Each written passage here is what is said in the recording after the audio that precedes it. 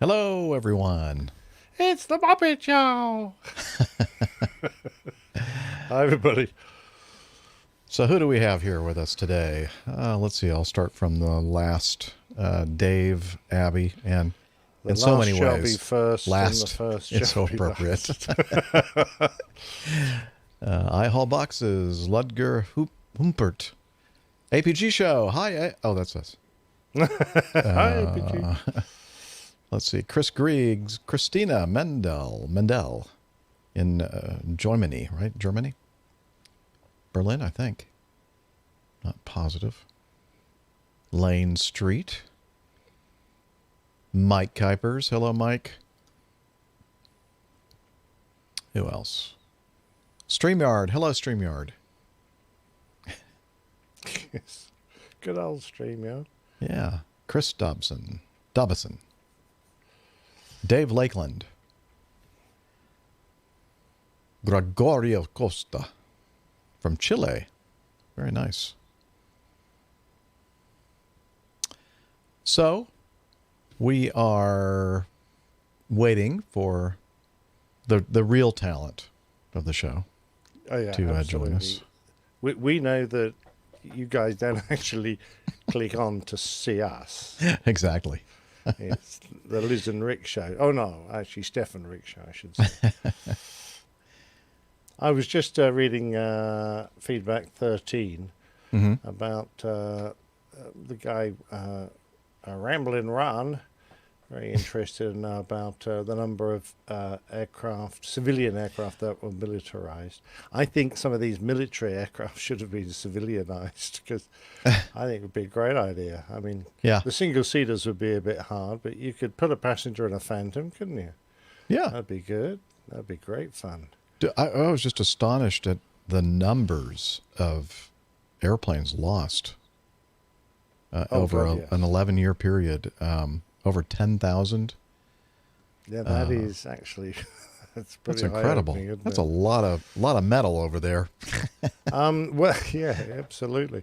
Only 156 non-combat, because I would have thought, an 11-year period, you probably would have had more than that, particularly since the number of carriers are involved, that sort of Well, thing. that's just for the F4 Phantom.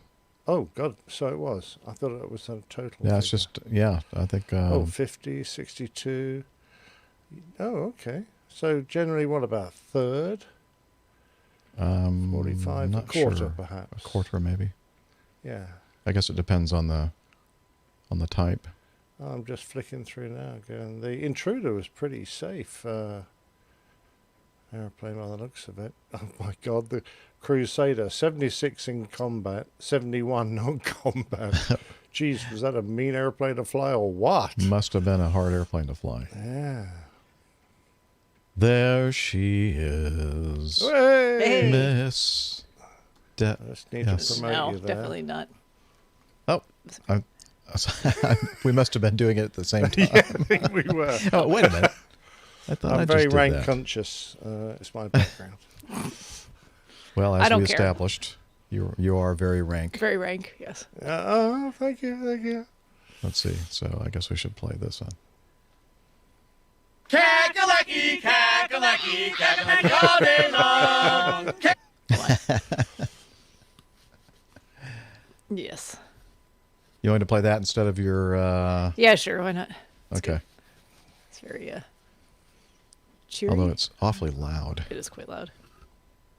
Let's see if I can turn the volume down. Cackalacky, cackalacky, cackalacky, cackalacky, cackalacky all I just don't really know what that is in the background. I hear the guy singing, and then I It hear sounds like a something... frog or Yeah. something. I thought it was a Or a duck. duck. I'm sorry, a duck. Yeah. Not a frog. I was looking at it. Did you say duck? Duck. Yeah. Duck. Duck. Duck. Duck. That reminds me of that wonderful spaghetti western where the guy was always saying, duck, you suckers, as he threw his dynamite around. What was it, fistful of dynamite? Something like that. I don't know. Oh, you don't I know, don't know of what Jeff. you speak. Sorry. Golly. What were you thinking, not watching all those movies. Oh, what happened there? Sorry.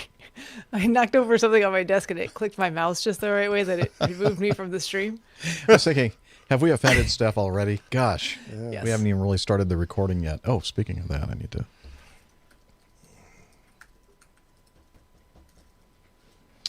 I have 24 hours and 6 minutes left on the card. I think that should be enough. I hope so. On the card? What If card? we're still here 24 The, hours and 6 minutes from now, The SD card that I'm recording the show on. Ah, right, fair enough. Okay. I don't know. Do we want to even dare get your recorders going or not? I mean, I could try. You can try. Okay. And if it doesn't work, that's okay. Because, you know, It looks like it's working. Oh, I've got to install and relaunch mine. Don't worry about it. Okay. I need to do that someday.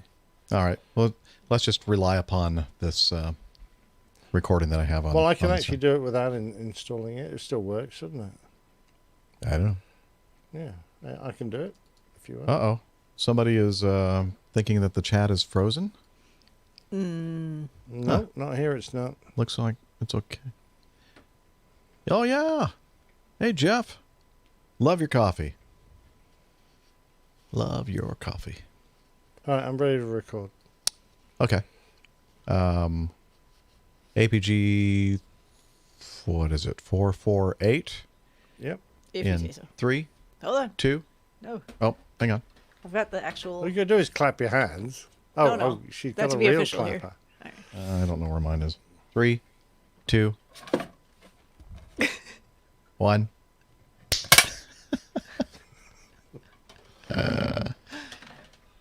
It is. Oh, Neil already sank a shipyard IPA, but now he's on to the Green King IPA. Green King. Green King, yeah, nice stuff. Yeah, I'm on Doom Bar. We're all doomed. Doom I'm on Bar tonight. soda.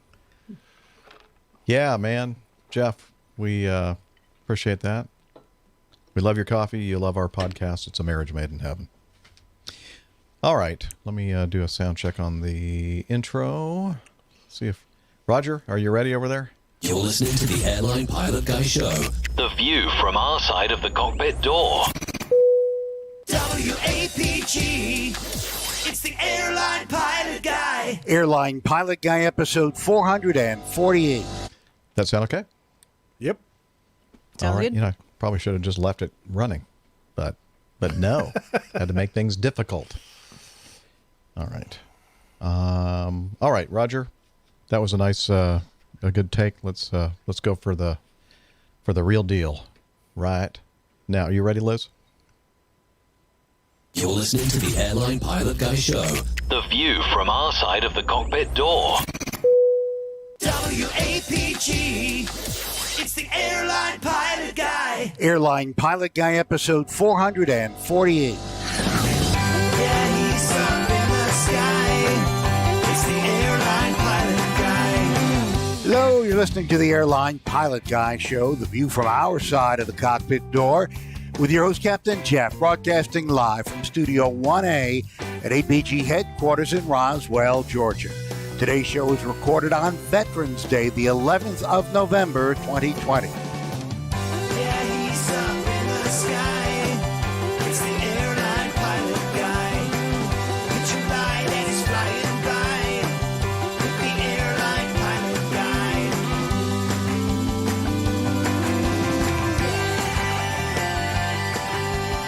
In today's episode, an RAF pilot may become the first non-American to fly the president on Air Force One.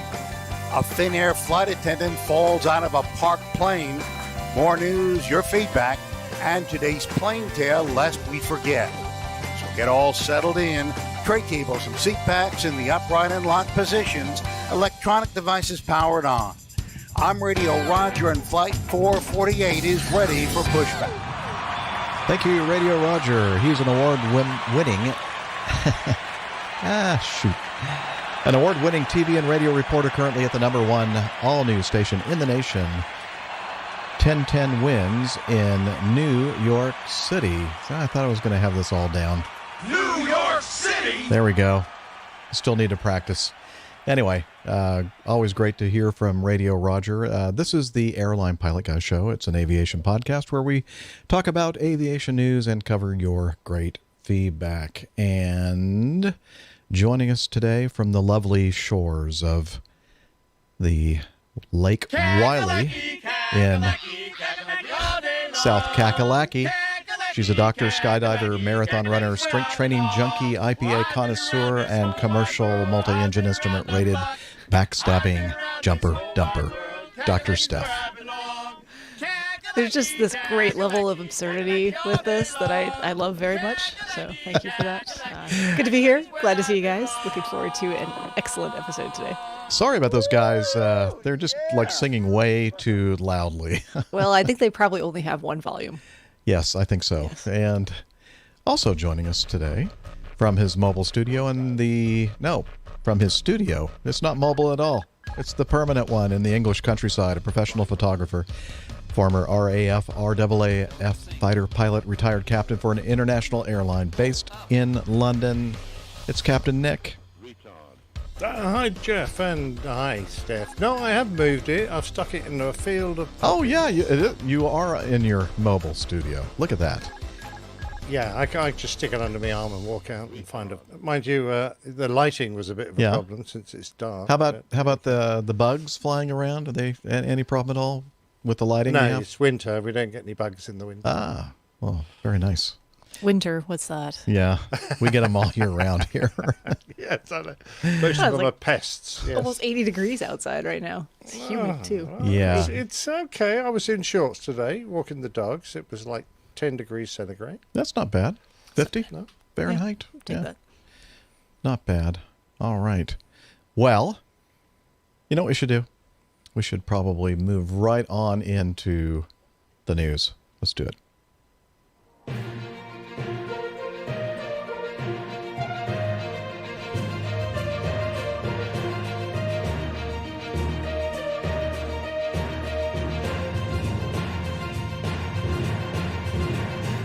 Stand by for news. All right, we'll start off with item A in the news folder. It is a final report on an event that occurred in 2018, on October 10th of 2018. It was an accident, Yakutia Su-95 at Yakutsk on October 10th, 2018, overran the runway on landing. I don't remember us talking about this at all, but maybe we did. Not sure. I have a feeling the aircraft type rings a bell. Yeah. Okay, well, they've come out with their final report. Okay, let me just give you a little quick synopsis of the accident. They were performing flight 414 from Ulan-Ude, I have no idea, to Yakutsk, Russia, with 87 passengers and 5 crew. They landed on Yakutsk's runway 23 left. 2,248 meters landing distance available. The runway threshold of the opposite end, 5 right, was displaced 1,150 meters. At about 3:21 in the morning, local time, it was dark, but could not stop ahead of the displaced runway end and went over an edge, causing the main gear to collapse. The aircraft came to a stop on the engines and tail on the closed section of the runway. The aircraft was evacuated via slides. No injuries occurred. However, 4 people requested medical assistance, and the number for the local accident lawyer. No, I added that part. Bruises and a headache. Anyway, the aircraft manufacturer... I was Go ahead. trying to unmute. I was going to say that normally it shows up in your mail. Like, yeah. You know, after... Yeah. You don't go to them. They find you. They just know. How do they know? Oh, that's right. They're out there chasing those ambulances. The aircraft manufacturer Sukhoi said that they reported that the cause of the accident were external factors. They're going to provide all requested assistance to the investigation. Basically, they were saying it was not our fault. And let's see, according to local sources, air traffic control reported standard braking action to the crew, which did not meet the actual icy, slippery condition of the runway. Let's see, at 4:50 local time, so I guess after the accident, braking coefficients were measured at 0.27, 0.32, 0.25, an average of 0.28. And I guess the reported braking actions when they were coming in were like over 0.4. And apparently, I'm not sure exactly what those equate to, but it sounds like the 0.4 would probably equate to good braking action, and the other braking action reports probably indicating that it's a little bit slippery out there. Is that correct, Nick? I don't know. I don't have the access to the decodes anymore than I used to have. But I did note that the crew, the manufacturer say that the MEL says you're not allowed to land in less than 0.4. Oh. So that must be pretty poor, I would have thought. 0.27, 0.25, definitely less than 0.4. Yeah. And they didn't know. They thought it was good to go. 0.4. In fact, they were flying this airplane with one of the reversers. I think the right engine reverser, or maybe the left. I don't know. It doesn't matter. One of the engine's thrust reversers was a maintenance carryover item that wasn't working. It was locked out. So they only had one thrust reverser. And I think in that particular condition, they weren't allowed to land in anything less than 0.4. But anyway, the interesting okay, thing, now that might be it then. Yeah. the interesting thing I thought was that just a couple of hours before, the same company, the same airline, had another flight that came in. Let me see if I can find that part. Let's see. 2 hours prior to the landing of this flight, another Su-95 landed on Yakutsk runway 23 left, but overran the end of the runway, despite use of thrust reversers and applying the parking or emergency brakes. It doesn't sound right. It must be an error in translation there. The aircraft turned around on the runway and vacated the runway via taxiway Delta, then stopped, reported slippery conditions, and requested to be towed to the apron. After arrival at the apron. We don't want to drive in this anymore. Can you just come get us, please? That's pretty slippery when you're asking to be towed. Well, it did say that they found when they got to the apron that the tires were damaged. And they said also that they weren't aware that they overran the end of the runway. Was visibility? Yeah, I think was it like the comment completely was snow covered? It looked good to us. It was okay. Yeah. The Accident Investigation Committee reported that the talks of the crew between them clearly suggest that they were aware of the runway overrun, but decided not to report it. The crew reported I won't say anything if you don't say anything. No one will notice. Nobody will know. No one will know. They did notice the runway end lights, but didn't feel the aircraft went past the end of the runway. Now, the same cannot be said of the flight that came in 2 hours later. They did feel the end of the runway. So they're constructing that displaced runway threshold is because they were constructing the new part of the runway, which is, I guess, beefier and thicker concrete, and so much so that the difference between the old surface of the runway and the new surface of the runway was, I forgot the exact measurement of centimeters, but I worked it out. It's like just shy of 16 inches. No. So here's thank you, Liz. She's putting up an overlay on the video of the you can see the difference. You can see that big change in runway height. Elevation? I thought that was elevation. a ski jump to help you get airborne. Well, I guess you could use it that way. it didn't work so much in that capacity. Didn't help for stopping. It kind of took the main landing gear and sheared it off. Probably the nose wheel as well. Yeah, not good. So. Yeah, I noticed they got 4.38 G. 4.38 for that. That's kind of high. I love this. I highlighted this one. I always enjoy reading some of these accident reports. And I'm sure it has something to do with the translation from Russian to English. But it says, the crew, after applying maximum thrust reverse, stowed the left reverser, the only one that was working, at 100 knots. This early stowage of the thrust reverser was not a competent decision by the crew. I don't know. That might be a pretty accurate translation. I'm not sure. It might be. Yeah. I don't know. Completely passing judgment. Yeah. Yeah. Well, that's what they're supposed to do, I guess. Yeah. Nobody was hurt, it says, except for the people that were calling their lawyers. So, yeah. Anyway, I thought that was Well, it interesting. sounds like a real major lack of communication between the person who's supposed to measure the braking coefficient, air traffic, and the aircraft. So the crew, I think, were pretty much blameless.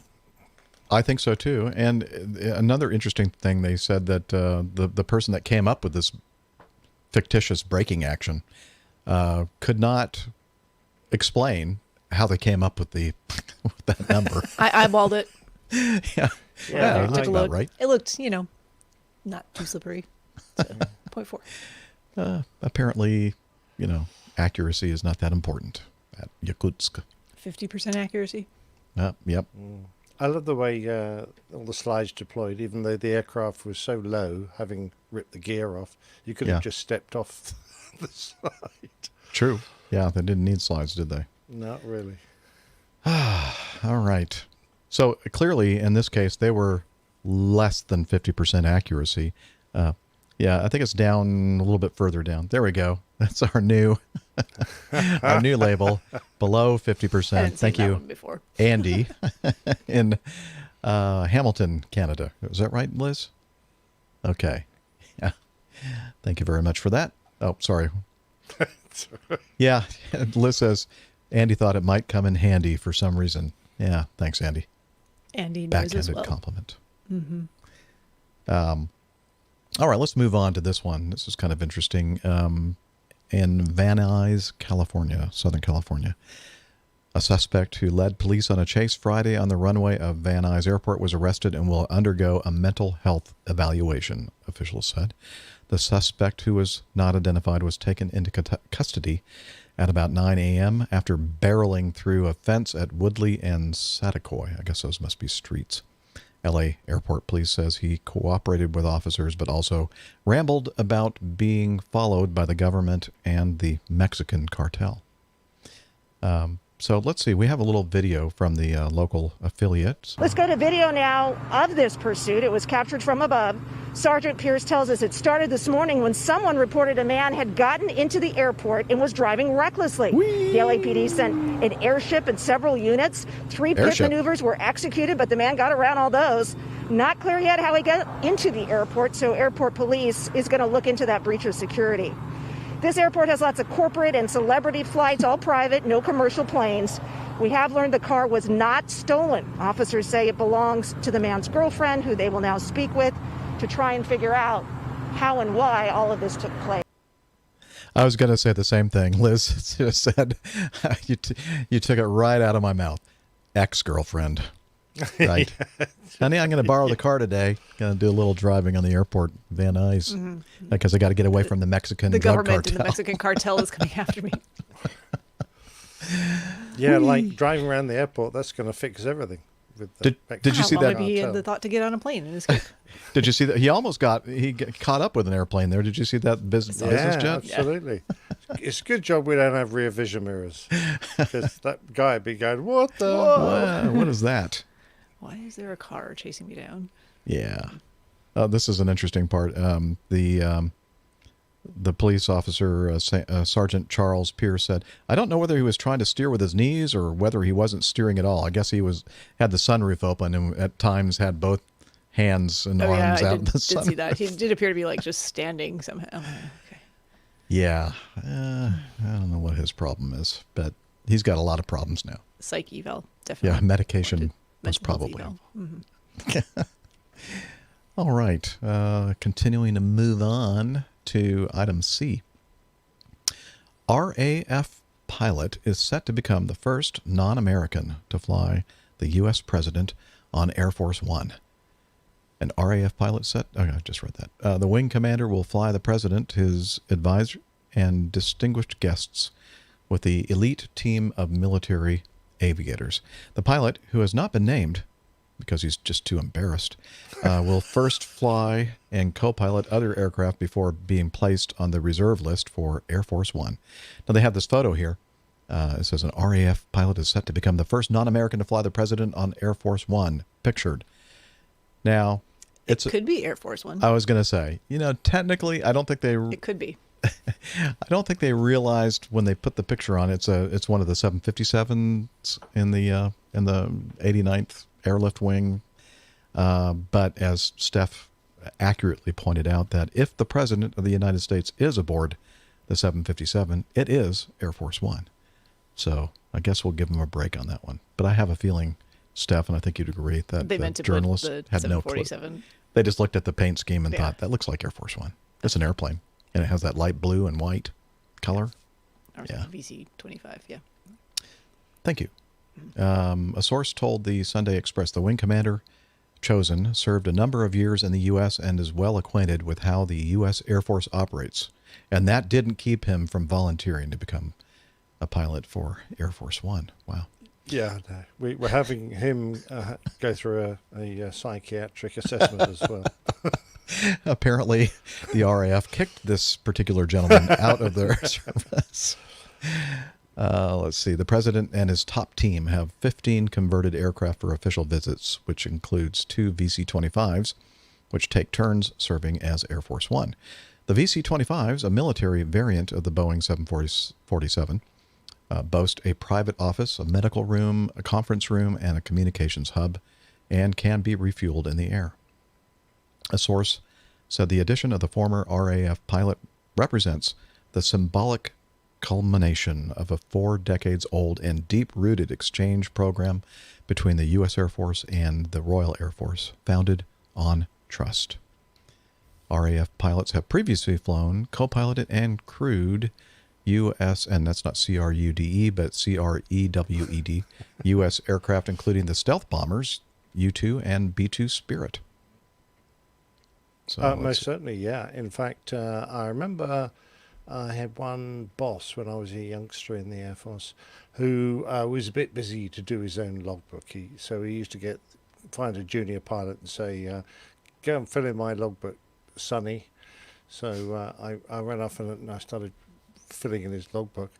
And I just happened to leaf through it, and he had a whole series of flights, a few years worth, where there was no aircraft type put there. So I subsequently found out that he had been a U-2 pilot. And another chap I know, good friend, and also ex-Virgin captain, well, he probably still is. I knew he flew the first stealth fighter. Nighthawk, yeah, is that right? Mm-hmm. So, we have exchange pilots operating with a number of countries, their air forces. Of course, I was lucky enough to get an exchange job myself with the Australians, but we've got a lot in America, working with the Navy, the Marines, as well as the United States Air Force, flying all types. And it's a much valued posting for us, because it's a fantastic experience to go and fly a different type in a different country. And, we love doing it. But they're right. It's a deep-rooted and very valuable way of making sure that we understand each other's modus operandi. We can take good ideas back home from the Air Force that we've operated in. And it just shows a level of trust that, you don't often get between countries and their secret military equipment. Very true. I heard it was the way for, let's say, in this case, the RAF trying to get rid of somebody they don't really want anymore, and so that they say that it's kind of like... It's very good for that. Just kidding. We don't want this bloke around anymore. What did you say, Liz? Oh, only the ones they send to Australia. Yeah, okay, thank you for the clarification. That was from the control room. Well, you see, it used to be an old colony for prisoners, isn't it? It was a convict colony, so that's probably why they do that. No, only the best of the best get picked for those kind of assignments. We all know the truth. So that's why. But it's great. I mean, the very first pilot to get onto the unit that flies the president around, that, is a great honor. Yeah, very much so. All right. Moving on. This one we have in the news notebook because of our good friend and aviation blogger, Jen Niffer, who has this thing about air stairs. And this, unfortunately, is not a positive story about air stairs. Pardon me? Yes, we did. Liz is pointing out that we did cover this accident when it occurred back in January of this year. Pre-COVID, yes. A Finnair Airbus A320-200, registration Oscar Hotel Lima X-Ray Delta, performing flight 450 from Oulu to Helsinki in Finland, had completed an uneventful flight with a safe landing, had taxied to the gate. The passengers had disembarked. A flight attendant opened one of the aft doors and fell off the aircraft about 3.5 meters down onto the tarmac. Emergency services took the flight attendant to a hospital. The airline confirmed the flight attendant fell off the aircraft while opening an aft door, a very unusual and rare event. So that was kind of the original narrative from January. Since that time, Finland's, you want to help me with that pronunciation, Nick? Because you speak Finnish, I think? I've just put it into the chat room, and I hope that they'll come up with the Well, here. pronunciation pretty soon. How about this? Onnettomuustutkintakeskus. Did you get that? Yeah. Okay. We're just going to say Perfect. their accident investigation board in Finland released the final report in Finnish and an English summary. The probable causes of the accident were, number one, the stairs did not back out immediately after the passengers had exited the aircraft through the aft door. The purser asked by announcing on the public address system if anyone had shown the OK sign to the driver of the stairs. Conclusion: the OK sign was not communicated to the other cabin crew members. As a result, the cabin crew's situational awareness was not adequate. Cabin crew member, or CCM number 2, being the oldest one in the aft section of the cabin, realized that she was responsible for the OK sign. So let's see. So here, I'm going to distill what happened here. The stairs were there to disembark the passengers onto a bus. And then apparently they gave the sign for them to remove the stairs from that door so they could close that door. But the stairs only moved a little bit because the bus was still in the way. And so this older cabin crew member kind of opened the door again to say, hey, why are you not moving the stairs away? When she walked onto the top of the stairs, they were still close enough to the aircraft for her to make that transition from the airplane to the stairs. However, I guess when she turned around to go back to I might be getting this wrong. At some point, the gap increased Widened, from the end of the air stairs to the airplane itself. And I guess this cabin crew member did not realize that it occurred and basically stepped right off the edge of the boarding stairs. Ouch. Yeah.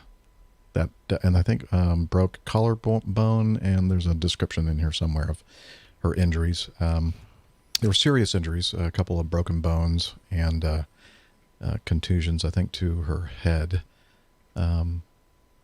Well, this isn't the first time this has happened. And, of course, we reported a while back that someone in the Far East had made a similar mistake, and they died. Yeah. I think it was Japan. Yeah, I remember. Yeah. Something like that. Head injury, dreadful picture, lots of pools of blood and stuff. So it is, it's really important that these procedures are absolutely beautifully organised so that there is a little risk as possible and that people don't go outside of them to try and expedite things. Right.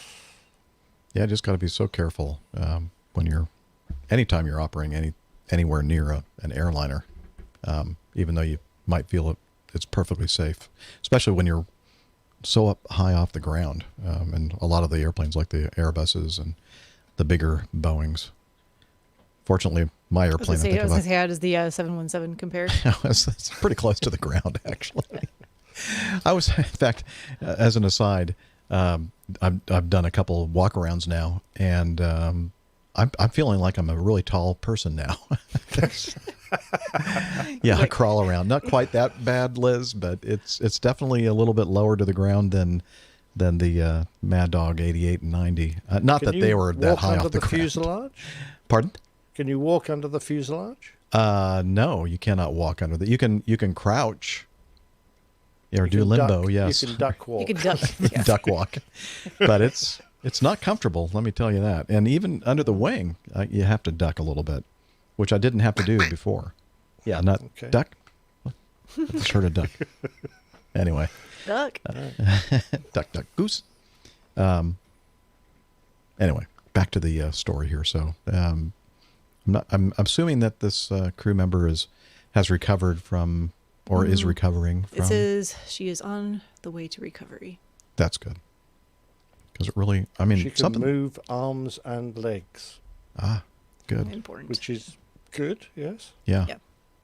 It said the description of injuries was a couple of broken ribs, fractured collarbone, and some wounds on her head requiring a couple of stitches. Oh, so I guess not any. I broke a collarbone once. Well, I mean, those are the ones that they reported. Yeah. Yeah, she's probably lucky she didn't do more damage to herself from You the. could have a, significant head injury depending on how you fall from that kind of height, for sure. Yeah. Yeah. Internal injuries. All right. Moving on to this one, I thought was interesting. This is from the Aviation Herald. A PIA, Pakistan International Airlines Airbus A320-200, registration Alpha Papa Bravo Mike X-ray, performing flight 352 from Karachi to Quetta, Pakistan, was in the initial climb out of Karachi's runway 7 right when the crew requested to stop the climb at flight level 050, 5,000 feet approximately, and enter a hold to check some parameters. The crew subsequently advised they were still waiting for advice from their maintenance department and climbed to flight level 070. The crew subsequently requested to return to Karachi, requesting one of the runways, 25. The active runways were still 07, and they advised that they had some fault. And that was some fault, and we're performing a precautionary return. The aircraft landed safely on Karachi's runway 25 left about 25 minutes after departure. And that's it. That's all the information that we have from that. They had some fault. Very generic. Yes. We have a fault. We're not sure whose fault, but we have some fault. And there you go. I don't know what you want to do with that one, but I just thought it was Are we interesting. allowed to guess what the fault was? Yeah, go ahead. They left the gear down. You think so? Maybe. No. I don't know. I'm just trying to think of what would make them turn around to see. I don't know. They, No clue. They forgot to go to the toilet. No, they that would run be out an of beer? inconveniencing, and we're going to talk about that here on the next item. Ah. You ready? Yep.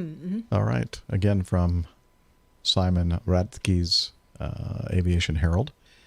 A Vueling, that's a Spanish airline, right? Vueling Airbus A320-200. Pardon?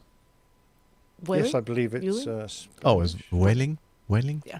Okay. I'm Whaling. Vueling. How do you say I it? guess I would have said whaling, Okay. Well, you're probably Vueling. right. but whatever. Okay. They were performing a flight from Geneva, Switzerland to Barcelona, Spain, en route at flight level 290, about 16 nautical miles north of Marseille, France. Know it well. Oh, I don't. I've When the been crew down that way a lot. when the crew declared an emergency and diverted to Marseille for a safe landing about 22 minutes later. The French BEA, how's that again? Bureau d'enquête et d'analyse. Thank you. Pretty good. Reported the occurrence was rated a serious incident and is being investigated. The crew felt strongly inconvenienced after climbing through flight level 100. Something was lost in the translation there. I think so. Out of Geneva, donned their oxygen masks, subsequently declared an emergency and diverted to Marseille. The passengers and cabin crew were not inconvenienced. Now, are you sure? Seems to me the passengers would have been inconvenienced for the divert to Marseille. Yeah, absolutely. But I guess this word is used or has a different meaning, perhaps. I don't know. That sounds to me like it was some kind of a toxic fume event. Let's see. The BEA concludes in their report at the end of taxiing for departure and holding short behind a departing Cessna Citation. The pilots of the A320 complained about an unpleasant smell and about irritations. During the climb, the crew experienced partial incapacitation. Recognizing their partial incapacitation, the flight crew requested supervision by the lead flight attendant and donned their oxygen masks, which permitted them to successfully divert inland without further incident. Despite a broad spectrum of actions undertaken, the investigation was not able to identify the origin of symptoms and discomfort experienced by the crew. The hypothesis of excessive inhalation of carbon monoxide, possibly from the exhaust gases of the Cessna Citation jet ahead of them, is consistent with the information collected and may explain the symptoms, vertigo and nausea. Compounds of nitrogen oxides and sulfur oxides in the exhaust fumes may also have contributed to acrid odors and irritating feelings while flying. However, I get irritated quite often. I think the first officer is just irritating him. We know is how he sits down. Yes. They did take samples from the crew members' saliva, blood, and urine. But as we know, as time goes on, the evidence of contamination may have kind of worked its way through the system, may not be present in high enough levels to come to any kind of conclusion. But they did kind of go in a little bit more detail here in the report. When they were waiting for takeoff, I think they were behind, let's see, I'm trying to find the actual place here. I thought I'd found it, but I was wrong. They were waiting for takeoff for like 4 to 6 minutes or something, like right behind. They were probably too close to the Citation jet. I think the winds were calm. So that didn't help blow the exhaust from the Citation jet. And I think the intakes for the air conditioning packs on the A320 were positioned in such a way that they were sucking up all those exhaust fumes. Although, which is interesting to me, and maybe you have some idea about this, Nick. I guess there are probably a couple of different inlets for the air conditioning systems, and it's possible that the one that was most exposed to these exhaust gases was the pack that supplies a majority of the air to the cockpit, because it said that the cabin didn't seem to have any of this kind of experience at all. Yeah, I don't quite understand that. If you're on the ground with the engines running, there are no external vents. As such, there are vents to allow the air in the cabin to exhaust, but you're using the bleed from the engine that you're running to ventilate, to air condition the cabin. You're not really pressurizing it as yet, but you're certainly conditioning it. So all the air in the cabin is going to come through that running engine or the APU. But and you can get smells, but you know that you're not. I'm just trying to think where the engines in a Citation are. It's not that big an airplane. You have to have a bit of a crosswind to get it into that running engine, assuming they only have one engine running. Considering the number of toxic oil events we get from aircraft engines, and we've heard of quite a few, my suspicion is that it's more likely to be that, but they've got to investigate all possibilities. Yeah. Well, I did find that paragraph finally. A radar examination revealed the A320 was holding behind the Cessna for nearly 4 minutes. The winds were calm.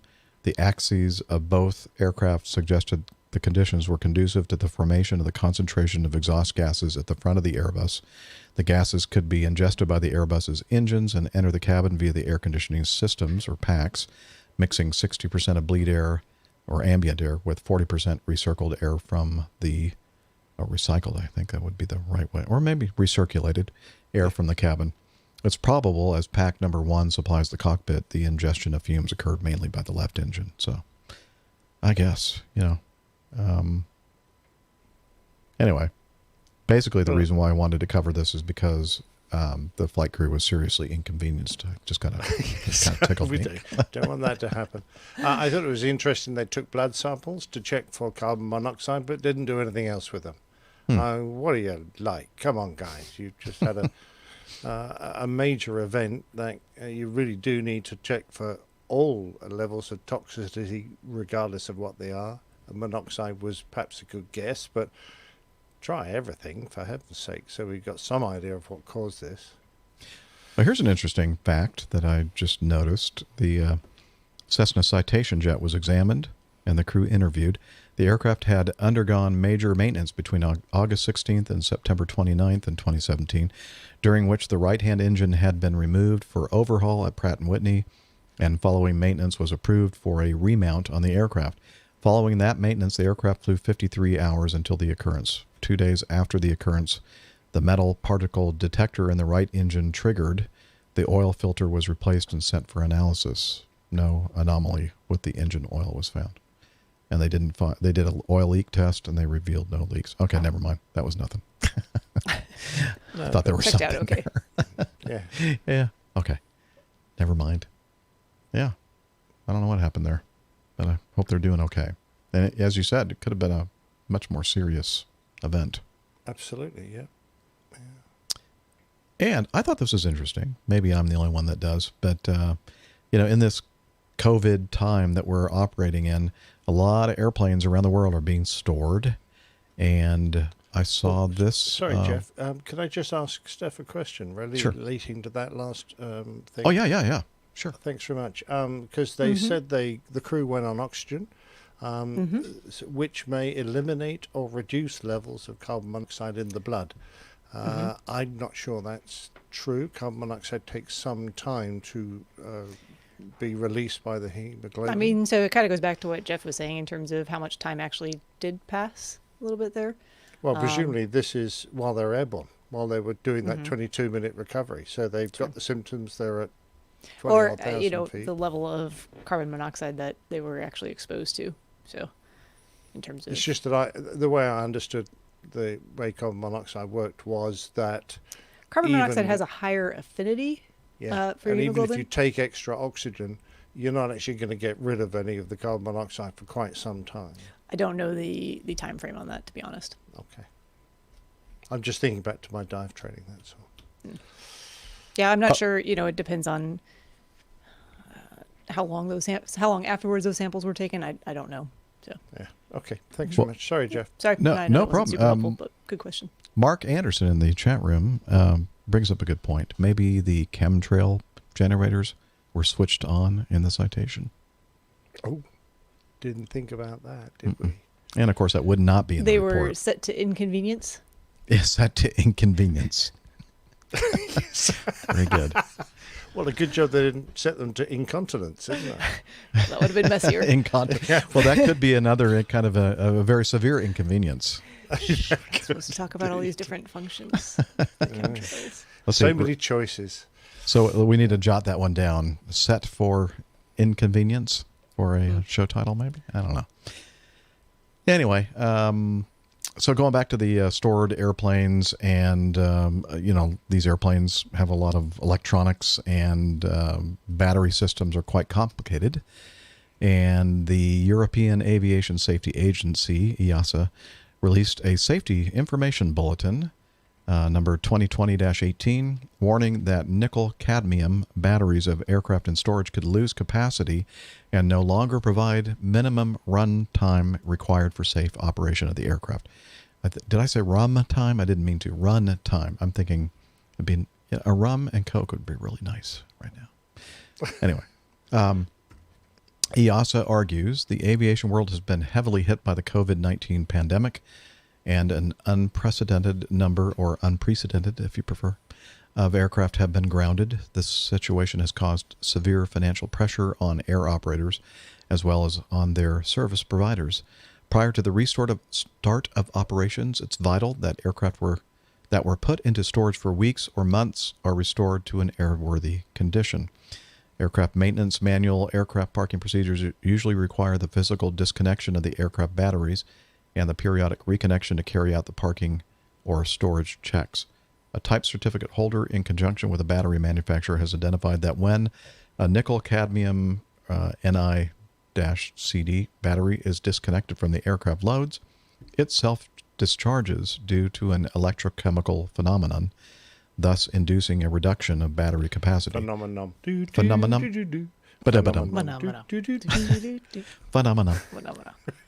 when the battery is, we have fun here.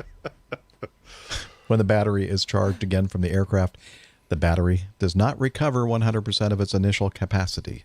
Therefore, after each cycle of battery self-discharge, that's kind of messy. The available battery capacity will decrease progressively. This reduction of capacity cannot be reversed by the normal aircraft charging system, and the reduction in total capacity cannot be detected without the battery being sent to an approved battery shop for a battery recharge check or overhaul. So in other words, they're kind of concerned because the self-discharging phenomenon is happening. And, we rely on our airplanes for this battery to provide a minimum amount of power to provide our critical instrumentation and aircraft systems so that if we lose complete, all of our electrical generation, that we have enough power to get the airplane on the ground and it's usually about a 30-minute to 45-minute time frame. Yeah. But if the battery is not healthy, you may not have that much. That's a serious thing. It is, and particularly an electric airplane like the Airbus, where you can fly a lot of other types because you've still got control of the engines and the control surfaces. But in an Airbus, battery runs out and you're stuffed.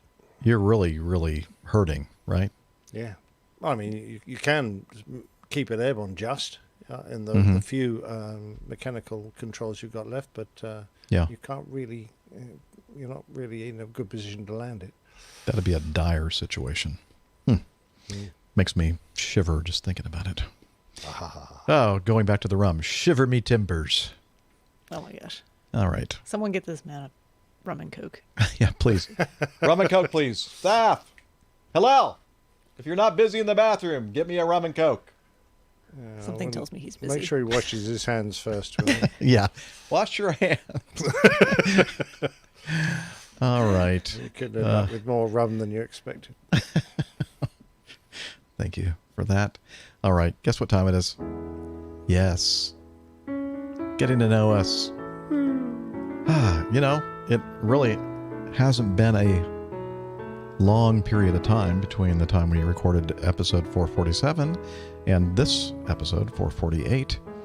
But I'm sure that things have happened in our lives. And I'm going to ask Dr. Steph if anything interesting has happened since last week's show.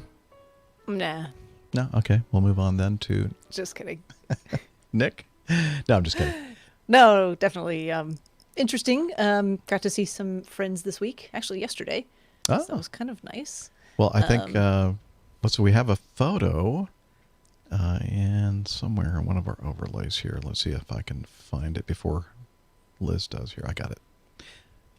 Is that what you were talking about? Yeah. Well, look at those three attractive individuals. So this was fun. I knew that Pip was going to be in town on a layover.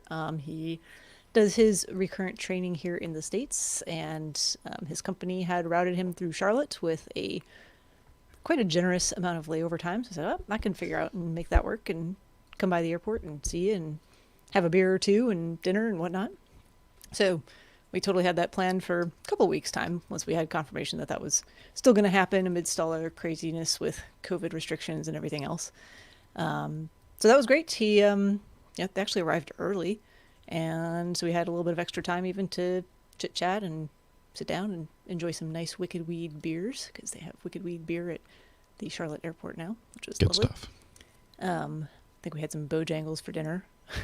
Oh, that's good stuff too. I was looking for something more healthy, but Pip heard fried chicken and biscuits, and that's where we went. So what do you think of Bojangles? Is that the first time that he's had it? I think that's the first time he had it. Yeah. He was a little concerned at what we call biscuits. Like, they're not cookies; they're biscuits. They're more savory than sweet. Yeah. He goes, "Oh, it's a scone." I said, "No, it's a biscuit."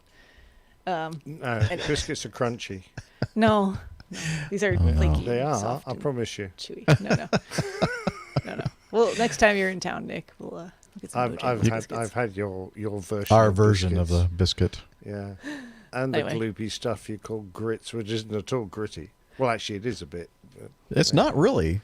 No, grits aren't gritty. You'd think that, like, you put it in your mouth and it'd be like chewing on sand or something, but it's not anything like that at all. It's like baby vomit. Wow. Well, you've What do you really just think? not had good grits then. That's all I'm going to say. Right. Yes. We'll I fix agree. that too. Definitely. But anyway, so then we were there, and I had actually been chatting with Rick about today's show previously, like earlier in the day. And he mentioned he was, the reason he's not here, I guess we should say, is that he's actually spending some time with family this evening. So he mentioned that he was going to be traveling there. And I was just thinking about logistics. I was like, any chance you're coming through Charlotte on your way there? And he goes, well, yes, actually I am. I said, well, Pip and I are here.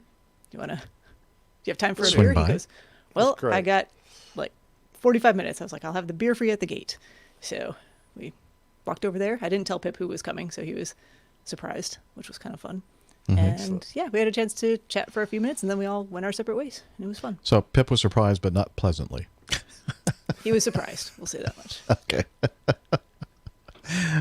Pip, of course, being of the Plane Safety Podcast, so another fine Oh yeah, and aviation podcast. they put out a very similar type of show to ours. Their last episode, right? They do. Or was it Very, the one yes. before? I think they were going lawyers for a are hostile still- takeover of the APG while we were on Yeah. break. And nice our try, lawyers guys. are still Nice try. listening to that. Yeah, Yes. we will. You know. It was It nice has seeing you not been yesterday, filed. but there's going to be some action taken, legal action, unfortunately. It was very entertaining for sure. Yes, it was. I enjoyed it. So yeah, that was really nice. It was a nice way to spend a Tuesday afternoon. So did you just hang out at the airport and go home, or did you go out and fly yourself? Nah, I took a little mileage run to Philly and back. So Was that I was there a- legitimately. I had a ticket to go somewhere. Was that a normal kind of flight from Charlotte to Philly? Yeah. Oh, okay. I thought Well, there oh was- no, it was actually. reading was, sorry. a little Yeah. bit- I forgot about that actually. So, yeah, we and silly me. So usually when I've done these in the past, and I could do these occasionally here and there, just to make sure that I have enough miles in the bank to maintain the status I've worked so hard for and spent all my money on. Usually I pick flights that are same aircraft out, same aircraft back, so that way, you know, I don't miss connections or anything crazy and don't have to spend a lot of extra time on the ground, which is what I thought I booked this time around. Apparently not. 2 separate aircraft with only like it was like 30 minutes turn in Philadelphia. Oh, Yeah. and different gates and different Different airplanes gates, and- which I didn't realize. Thought Oh, it was boy. the same. That was gonna be the same aircraft. It was not. This was my mistake, rookie mistake or something. I don't know. not rookie. But anyway, getting to Philadelphia, apparently Washington Center had a COVID event, or had to be closed for their TRACON facility had to be closed for extra special cleaning. So we got routed all the way out to Ohio and then back to Philadelphia. Well, they flew you around Washington because they were cleaning Washington. Yes, essentially. Yes, that's what happened. So we landed and got off the plane, and I, like, all right, well, I'm just going to get back on this plane here in a minute. And I look at my, I happen to pull everything up, and it's like, your flight's been boarding for 15 minutes already, 20 minutes. I went, well, that's interesting. Oh, this is not the gate I'm leaving from. Oh, guess this I is when should you go- realized? Yeah. Did you miss the flight? No, I got it. I made it. Oh, good. Yeah, it was fine. But I thought I was going to have time maybe to find like a cheesesteak or something and get food. Oh, no. No. That didn't happen. Just straight to gate, back on plane, back home. All right. And apparently, whatever cleaning was going on was because captain of the second flight said the same thing, that we were going to have some additional flying time because of the closure of Wash Center. And then we flew straight through that area. So I guess it got fixed. I have a COVID cleaning story myself. Oh, geez. But go ahead. No, that's let's hear it. That's it. Okay. Well, I'll do my little section then. On a trip this week, my first trip on my own, no instructors / evaluators with me, and it was I really enjoyed the trip. A great first officer. He'd been on the airplane for about 7 years, and really nice guy, and just felt really at home already. Still, working out the little nuances of the automation system and everything else, but if I can't figure it out, I just turn everything off and fly the airplane. It works just fine like that. But this morning, we were leaving Tulsa, Oklahoma, and there was not commotion, but there was something going on at the gate, and this passenger was concerned because they were going to miss their connection. I'm thinking, why would they be missing their connection? And they said, because, well, for some reason, you're not scheduled to get in until like a half an hour past the scheduled arrival time. And I'm thinking, what? Why is that? So come to find out that Memphis Center was doing a COVID cleaning, and Memphis Center airspace was down. So everybody had to be routed around the Memphis Air Route Traffic Control Center, just as Steph experienced that with the Washington Air Route Traffic Control Center. And so I thought, okay, well, we'll do our best to get you there as quickly as we can. And if it opens, then we'll get whatever kind of shortcut that we can. And not long after we had taken off, they mentioned that the Memphis Center was back open again. So we got basically much more of a direct routing to Atlanta. And we were actually a few minutes early arriving in Atlanta this morning. So everybody was happy. So I'm guessing there's no fallback for another center to remote connect the radar heads into their system so that they can control. No, their fallback is just send everyone around. But I like you, Nick, are thinking, this doesn't sound right. I mean, don't they have like a secondary facility that they could all move to and still do all the controlling, necessary? I just thought I'd send some feedback into opposing bases, and why don't we find out what they say about that?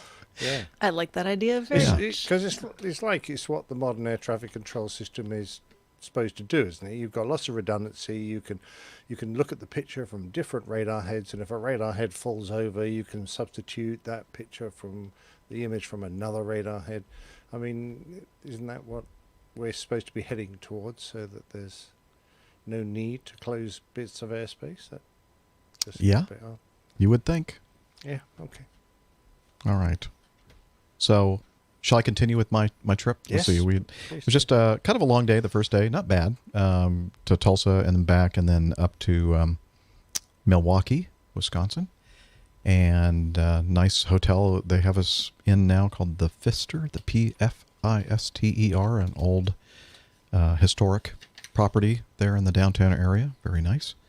And then the next day, up early, back to Atlanta, and then back to Tulsa. And so we arrived before noon.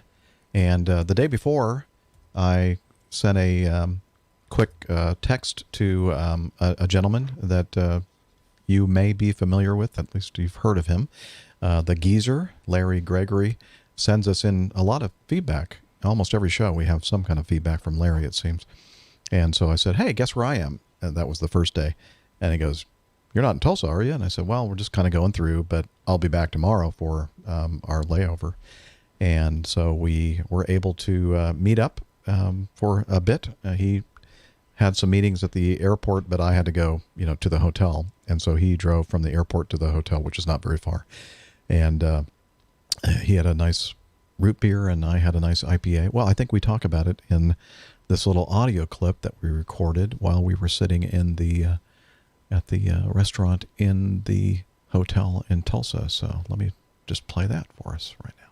All right, so I'm in Tulsa, Oklahoma. So listeners, when you hear Tulsa, Oklahoma, I mean, what comes to mind?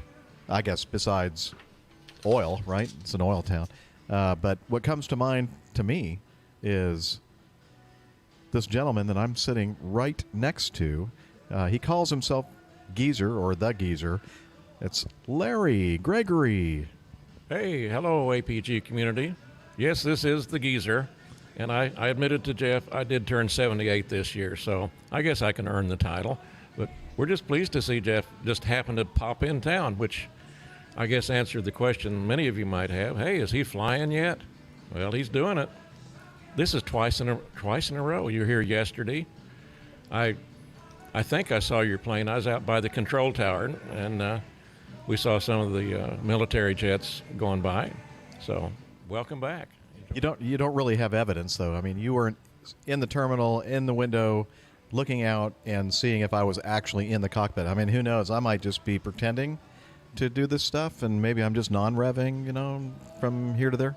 That's right, because today when the flight came in, I think it was the other Jeff on the radios. I never did hear your voice, but you're here, and it's a beautiful day. Boy, did you bring good weather or what? So, Well, it was, I guess a weather system had come through earlier today, and we had to, it kind of kept going east between Atlanta and here, and not too far east of here, and so we had to kind of pick our way through a little bit of a weather system. I'm thinking, wait a minute, it's November, and we're not supposed to have thunderstorm type weather, but it wasn't bad. no, we tried to move it out before you get here. And we were talking earlier, there's a couple of things that you set a record, and I set a record, I found out. First of all, you've landed on a runway. You're probably one of the first commercial jets to land on that runway in maybe since March, because the east-west runway has been closed because Americans had like 57 of their huge airplanes sitting on it, and they just got those moved out of the way enough to land on it. And then that's your record. My record is in talking, and maybe I'll get to this later, but apparently I've flown more hours than you have this year. Since what, May? Since the end of May, which is when I basically stopped flying the Mad Dog, and now I don't know how many hours. I just flew a trip last week, which I don't know how many hours I got, a little over 5 hours or something like that. So, but yeah, and that kind of gave away my surprise, and I was going to record this and send it in as feedback, but this is easier than me getting my computer working. I had not flown for 10 or 12 years. I went through a period of eye problems. I had cataract surgery and then just didn't quite get back in the groove until earlier this year when a lovely young lady from our church was talking with me and sort of encouraged me to get back to flying. And the deal was if I got my license back, I'd take her flying, and she was excited about that. So that gave me something to look forward to. And so I did the Med Express. If you're wondering if a 78-year-old can get medically certified, I went through that. I did. Got checked out in the Cessna 172s. And, it's been 10 or 12 years, but boy, the GPS systems and the autopilots, make it almost as easy for me to fly as Jeff does. Yeah. Yeah, so it's funny how women will make you do things like get re-qualified on an airplane. Well, it was an inspiration, and I think there is a higher power involved in this, and I appreciate it. But anyway, we're talking earlier, I'm actually using my flight for business. Yes, I did retire, and it lasted 2 weeks, and I've got my own company now, and I fly to various places and do inspections on power lines and electrical utility substations. And it's so much fun to get in an airplane and fly for an hour and 18 minutes than to drive for 4.5 hours and then turn around and drive another 4.5 hours back. That makes a full day. So, yes, airplanes are good utility tools. Good excuse for getting that license or requalified or whatever. I have to say, you said something about me setting a record, first commercial carrier landing on that runway 26 in quite some time.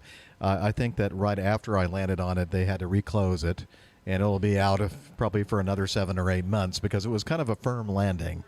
Well, let's talk about that. I actually recorded the landing. I was not on the airfield. I had a meeting, so I couldn't get on the airfield right then, but I did get a pretty good video of you landing, and if I can upload that, we'll have to send it. But the interesting thing about the video is about the time you touched down, apparently behind me somebody emptied a dumpster, and there's a huge crash, and I wasn't sure if that was the noise of the dumpster or you touching down. Probably both. Both. But no, we're having a great time, and I know that you love IPAs, and so you've got what brand was it? I'm not sure, but I think it's out of Oklahoma City, and but it's a really good IPA.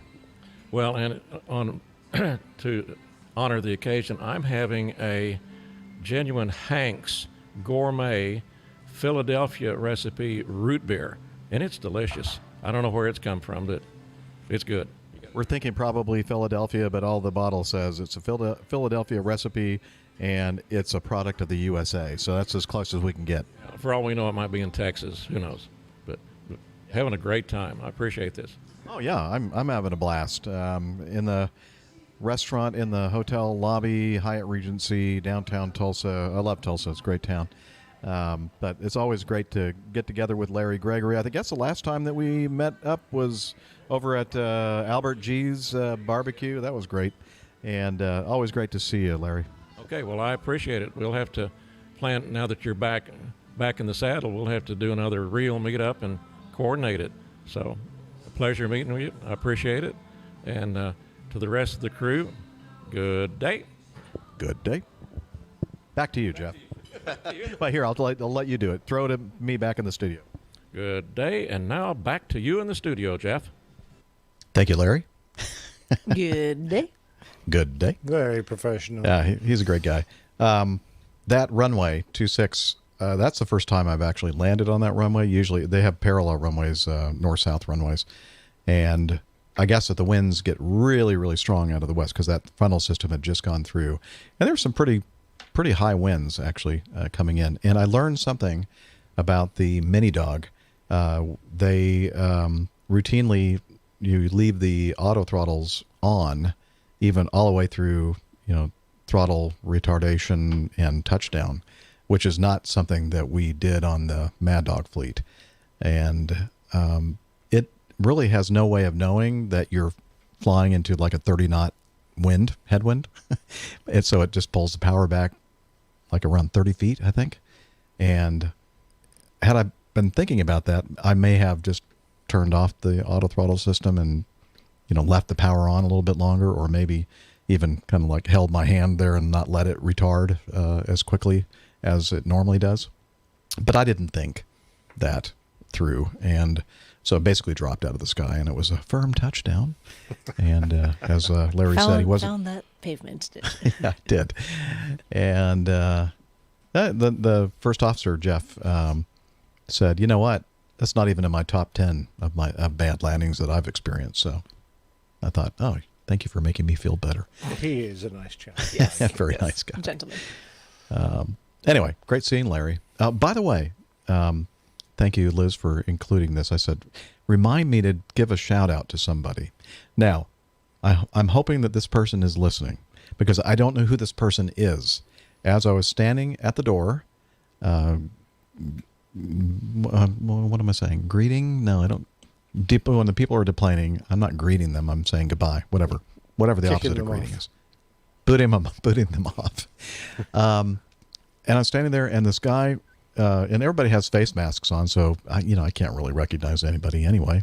Hopefully this person I didn't know, but they were holding up their phone, and on the phone was a podcast app, and guess what?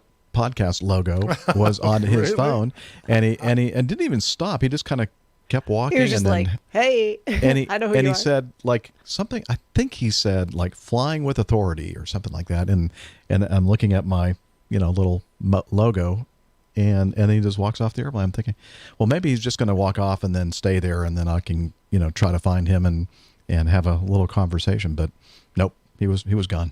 So whoever you are, you know who you are. Send us some feedback and let us know who you are and tell us about yourself. That's brilliant. That was in Tulsa, yeah, Tulsa, Oklahoma, on Tuesday the 10th of November. So anyway, I just thought that was and it was funny because the flight attendant standing up there in the galley, she just looks at me like, what was that? I'll explain it in a minute. But it's just like, what did he say? And what did he have on his phone? And yeah, so anyway, Excellent. it was fun. So what did you tell her? Yeah, I was going to say, what was the explanation? Or what? oh, I just said, I just do this little podcast You'll with probably some need other. to edit that. Pardon me? What did you You're say? going to have to edit that. What'd you You'll say? hear it later on. No, you can't say it again. See, it's interesting. I don't always hear what you guys are saying. Really? Until I heard that loud and clear. Yeah. Well, I need to turn the volume up then a little bit more on what you're sending me. But it's interesting because sometimes during the editing process, I go, oh, that's what they were saying. And then sometimes my response to whatever it is you said isn't always correct or appropriate or. Okay.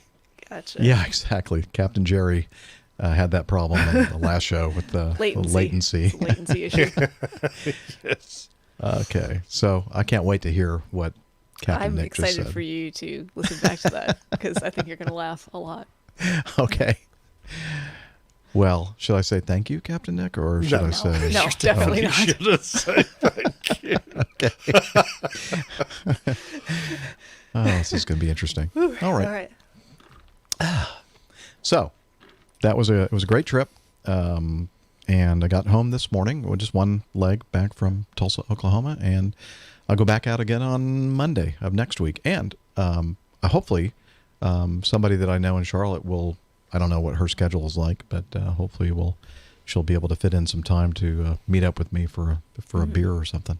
Yeah, we'll have to see about that. Charlotte. Yeah. Oh, I was talking about somebody else. Are you interested in doing that stuff? No, I'm just kidding. Maybe. It was you. All right. And that's about all I have to say regarding what I've been up to this past week. Captain Nick, how about yourself, sir?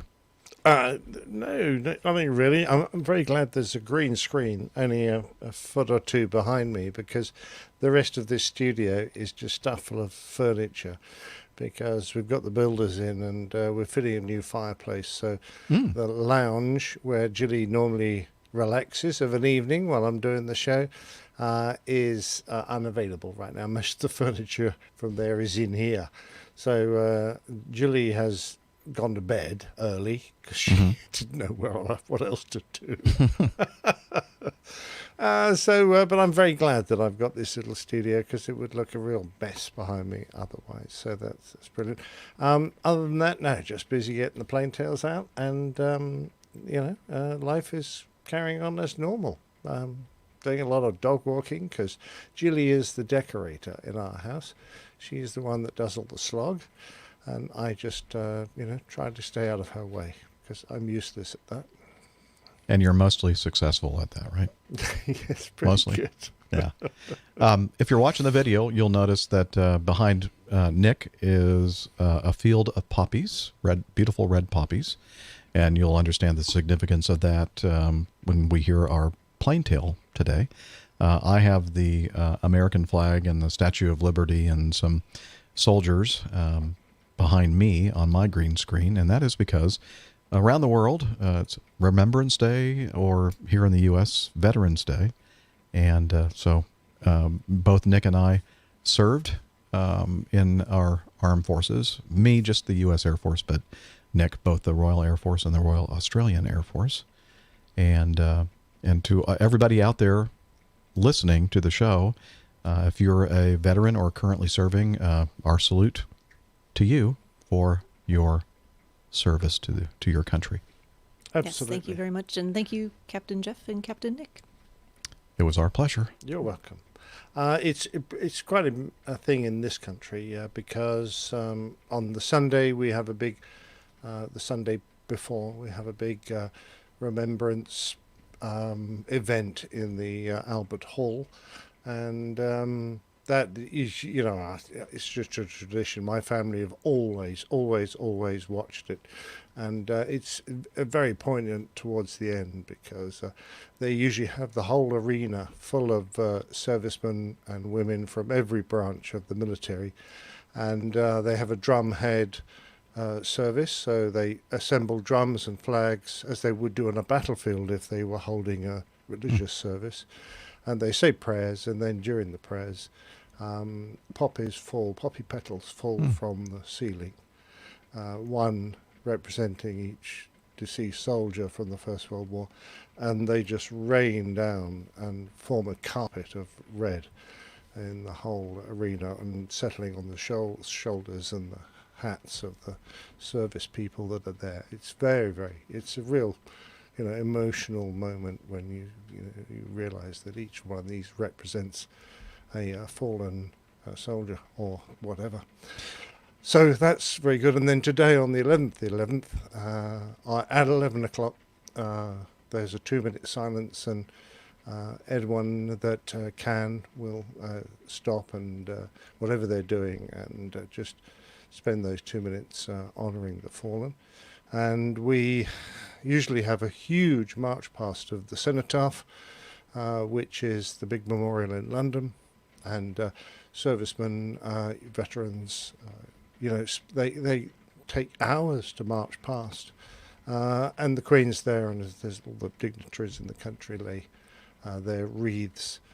And today, of course, they weren't allowed to do most of that, and they held a very abbreviated service in Westminster Abbey, which is where all the kings and queens, amongst others, of England are buried. But there in the middle, of course, is the grave of the unknown soldier, and it's right in the middle of the aisle, and it's the only gravestone that's embedded in the floor there that you're not allowed to walk on. And the story of that, of course, is probably well known, how they chose that soldier and what a marvelous dignified process they had bringing the body from France to London to lay to rest there. So it's a very emotional and poignant time of the year for us here. You know, listening to you describe all of that, I'm thinking to myself, it sounds much more like what we celebrate here in the United States, the last weekend in May, Memorial Day. We should probably switch them around, right? We should do Veterans Day on that day and do Memorial Day when everybody else is doing Remembrance Day. Yeah, you need to have a word with the president. Yeah, we'll need to talk to some people. Sure. But so the thing is, I think we can arrange for that. Liz and I were talking before we started the recording that here in the United States, a lot of people kind of confuse the two holidays, Memorial Day and Veterans Day. Memorial Day is that commemoration of those who have died for their country, fighting in wars. Whereas Veterans Day really isn't. It's just honoring those who have served and have, who are no longer with us. And anybody, I'm a veteran, so it's kind of my day, and anybody else who has served. So interesting. Anyway, I guess we'll have to call. There is confusion about that quite often. Well, I don't think it matters, and I actually think the more that we bring our minds to remember those who made the ultimate sacrifice, which is just one of those cliches, who died in the service to their country, is I think probably a better way of putting it. No matter when it happens, so long as everyone takes a moment to think about that and the loss, it kind of brings your life back into perspective when you realize how many other lives had to be given so that we enjoy the freedoms we do. That is so true. All right. Well said, sir. Well said. Well, I think now would be a good time for us to talk about the way that you can contribute to the show in a financial way, and we call that the Coffee Fund. And let me see. Here we go.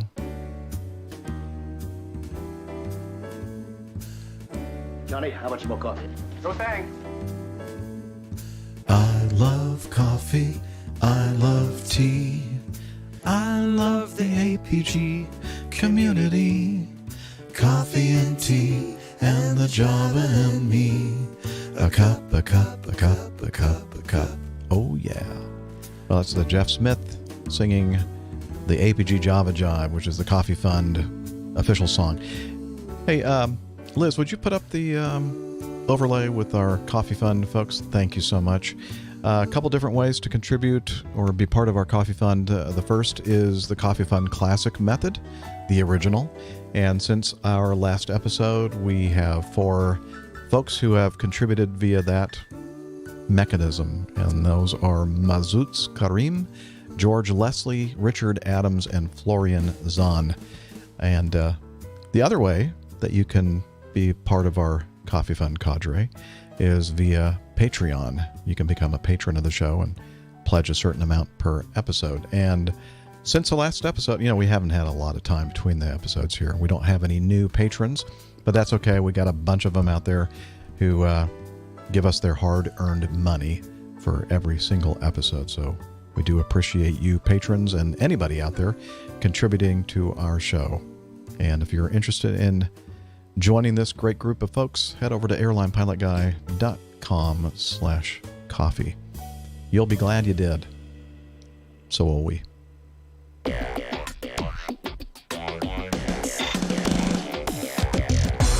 Captain, incoming message.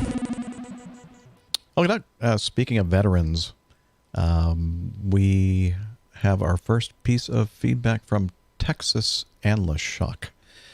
And he says, if you remember last Christmas, I shared a video from the Mormon Tabernacle Choir telling the story of the candy bomber, Colonel Gale Hal Halverson, culminating in an appearance by the man himself, at the time, 92 years of age. I had expressed surprise when I discovered that he was still around, and as of today, October 10th, 2020, he has officially reached the centennial mark, 100 years old. If you're watching the video episode, you'll see a picture of Hal right there. And he's looking awfully good for 100 years old, that's for sure. And absolutely. You know, they're saying if the good die young, it's not true, because this is some hell of a guy. Yeah. Let's see. In the Christmas video, he was still quite sprightly, and going by the picture in this news story, he still seems that way. Happy 100th, Colonel Halverson. Glad you're still with us. And he ends by saying, this is the Texas Anlashock signing off. That's a nice picture, cool, too. Isn't it great? Yeah. Oh, yeah. Love that Colonel flight cap. Yeah. Full I bird. did a story all about the Orosian bomber, I think I called it. All about the candy bomber. Mm-hmm. Yeah, that was a great story. Great plane tale. Check them out, by the way. If you're new to the show, have you counted, Nick, how many you've done? It's got to be a couple hundred? 30 to 40, somewhere around there. Yeah, and there's a separate section on our website, Plane Tales, very aptly named, where Nick has put in more information about each one of these plane tales that he does every week. So please check that out. You can also sign up for the Plane Tale feed, and you don't have to listen to any of this other nonsense that we do every week. I think it's handy if you just want to go back and find one without having to hunt through all the shows to dig it out. True. And so many times I'll hear a story and I'm thinking, why does that sound familiar to me? And then I realize, I know why. Captain Nick has covered it in one of his plane tales. Yeah, I'm going to run out one day. Nah, I don't think he ever will, actually. All right, continuing on. This is from EB. And then he signed his name EB and then hashtag Team Opposing Bases. They're getting kind of hostile out there. You know that? Right? Yeah. I mean, I think some additional feedback from Nick is necessary to that is a folks. bit of a confrontation coming on there. It is. Very, very confrontational. So I put in parentheses, his actual name is Evan. Uh-oh. You've been I always outed. remind people, EB. you know what? Here on our show, we use real names. Yes. Or mostly real names. Or mostly, yeah. Like Texas Anlashock. That's not his real name. Not a real name. I don't think it is, anyway. So Evan writes in, on episode 446, you got corrected about there being no more operating 727 aircraft. Well, I actually corrected myself and said in the U.S. there are no, big cargo outfits using them. But anyway, I hit the almost 50% mark on that one. Anyway, another listener correctly brought up that there is an operating 727 being used in the U.S. for equine transportation. Is that right? Equine? And they call it Air Horse One. It's operated by Tex Sutton Equine Air Transportation. What'd you say, Steph? I didn't. Equine? Oh, you refuse to put yourself out there. Okay. Based out of, that's very smart, by the way. Based out of... It's a lovely picture there, but the overwing exits, how do you get a horse through one of those? Yeah, you got to really squeeze it hard. It's hard to see, but there is a large cargo door there on the side. Yeah, no, that's how you do it right there. There's another picture of a horse who has just squeezed itself through one of those overwing exits. He came out of the engine, Liz said. Yeah. The engine. That's what that hole is there And for, we're just hitting the 50% mark all over the place on this. No, we're not. No. We're really suffering today. Anyway, so we have a couple of pictures that we'll put in the show notes of the beautiful 727 that they are using for horse transport, Air Horse One, I think the nickname, based out of Lexington, KLEX, Bluegrass Airport in Lexington, Kentucky. And EB says, I got my private certificate at LEX and have often seen Air Force One on the ramp next to the Kentucky Aviation Museum. Worth a stop if you're in the area. Hope this keeps you above 50%. Well, you and me both. So I think, I thought I had mentioned when we were talking about this before that Kalita Charters had something to do with operation of that they're the ones that aircraft as well, operate and they operate it, yes. Yep, you're right. So. Kentucky's full of horses, yeah? Yeah, it's horse country. Okay. Kentucky Derby? Yeah, Kentucky Derby. And that's a hat, isn't it? A Derby? Yep. And lots of mint juleps. Mm-hmm. Okay, love so those. Hats? No, those are drinks. And horses. Yes. You've just summed up in bluegrass, probably. Okay. I can't think of anything. We're going to get so much mail from the fine folks who live in Kentucky. I'm offended at...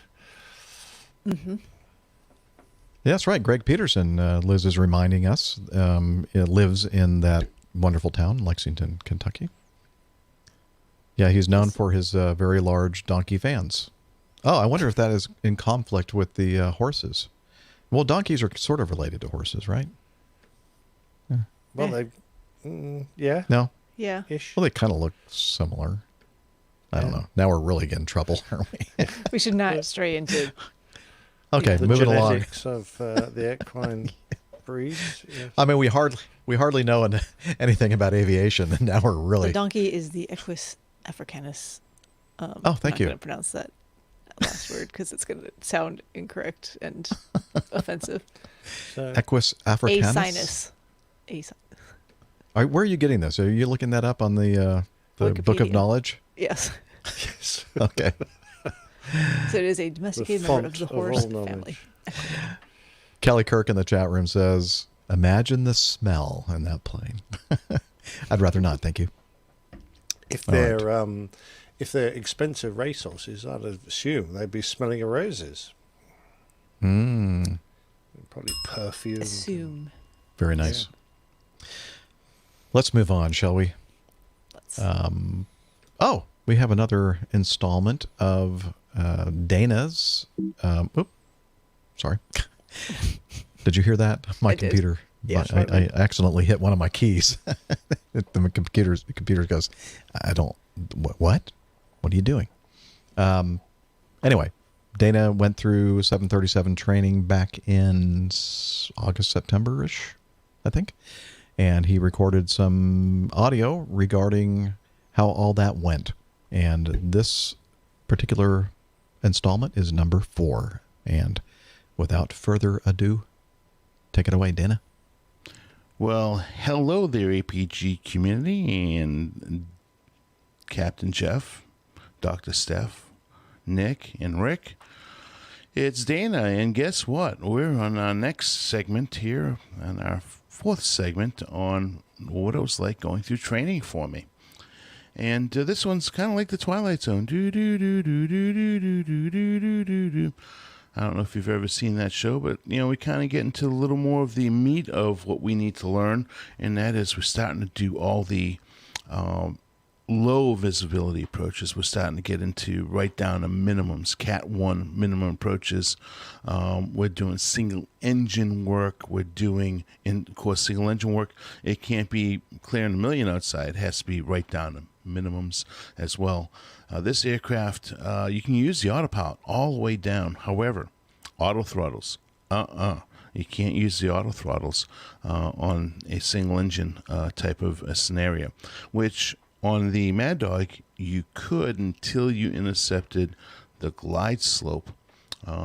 This airplane, the autopilot will go ahead and fly the autopilot all the way down, but you don't have the auto throttles, which is really no big deal, as long as you're on top of your energy management.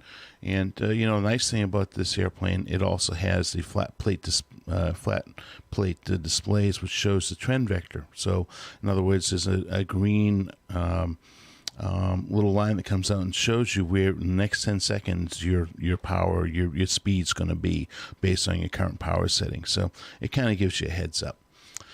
So we did low visibility approaches, all of them to mist, except for one to a landing. Unreliable airspeed. That's always a fun one. Pretty much you have to set a pitch attitude based on your N1 setting, and run the procedures, and usually you can recover some part of your system. This is part of, if I remember correctly, the whole entire series. Nick did a great job on the Air France situation. That's kind of where this procedure came from. And then we have V1 cuts. So what is a V1 cut? That is right at, when you say V1, rotate, the engine fails. And so that's the most critical time. I would argue it's probably the second most critical time that the engine can fail.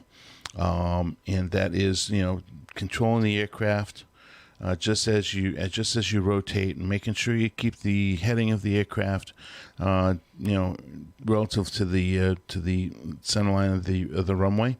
And a little difference here between the 88 and 90. 88 would always hold, when the nose came off the runway, it would hold the heading. This aircraft, that's not the case. It's a wing leveler. So you have to be really on top of it. But still not a major issue on this aircraft. My argument would be that if you're just taking off and you just take off the runway and you're just starting to climb out and you lose an engine right there, I think that is actually probably more critical time to lose an engine, because you don't have any friction on the ground to help you stabilize the aircraft. You got to be right on top of it and put that rudder in. And more cases than not, you don't lose your engine right at V1. Usually it's just after takeoff. So anyways, interesting enough, interesting day there. Engine failure. So it's all, as you can see, it's all engine failure. All types of single engine approaches, engine fire, run through the checklist there. And then we have a passenger evacuation, which is actually... it seems like it would be a real heavy, fast, oh my God, get the adrenaline pumping, get everybody off the aircraft. But we have a checklist for it. And the hard part is to really just stay into the checklist and follow the checklist all the way through to the end. So that was kind of my fourth lesson there in summation. And we did all of our work out of the wonderful city of Seattle. Got 3 wonderful runways there to choose from.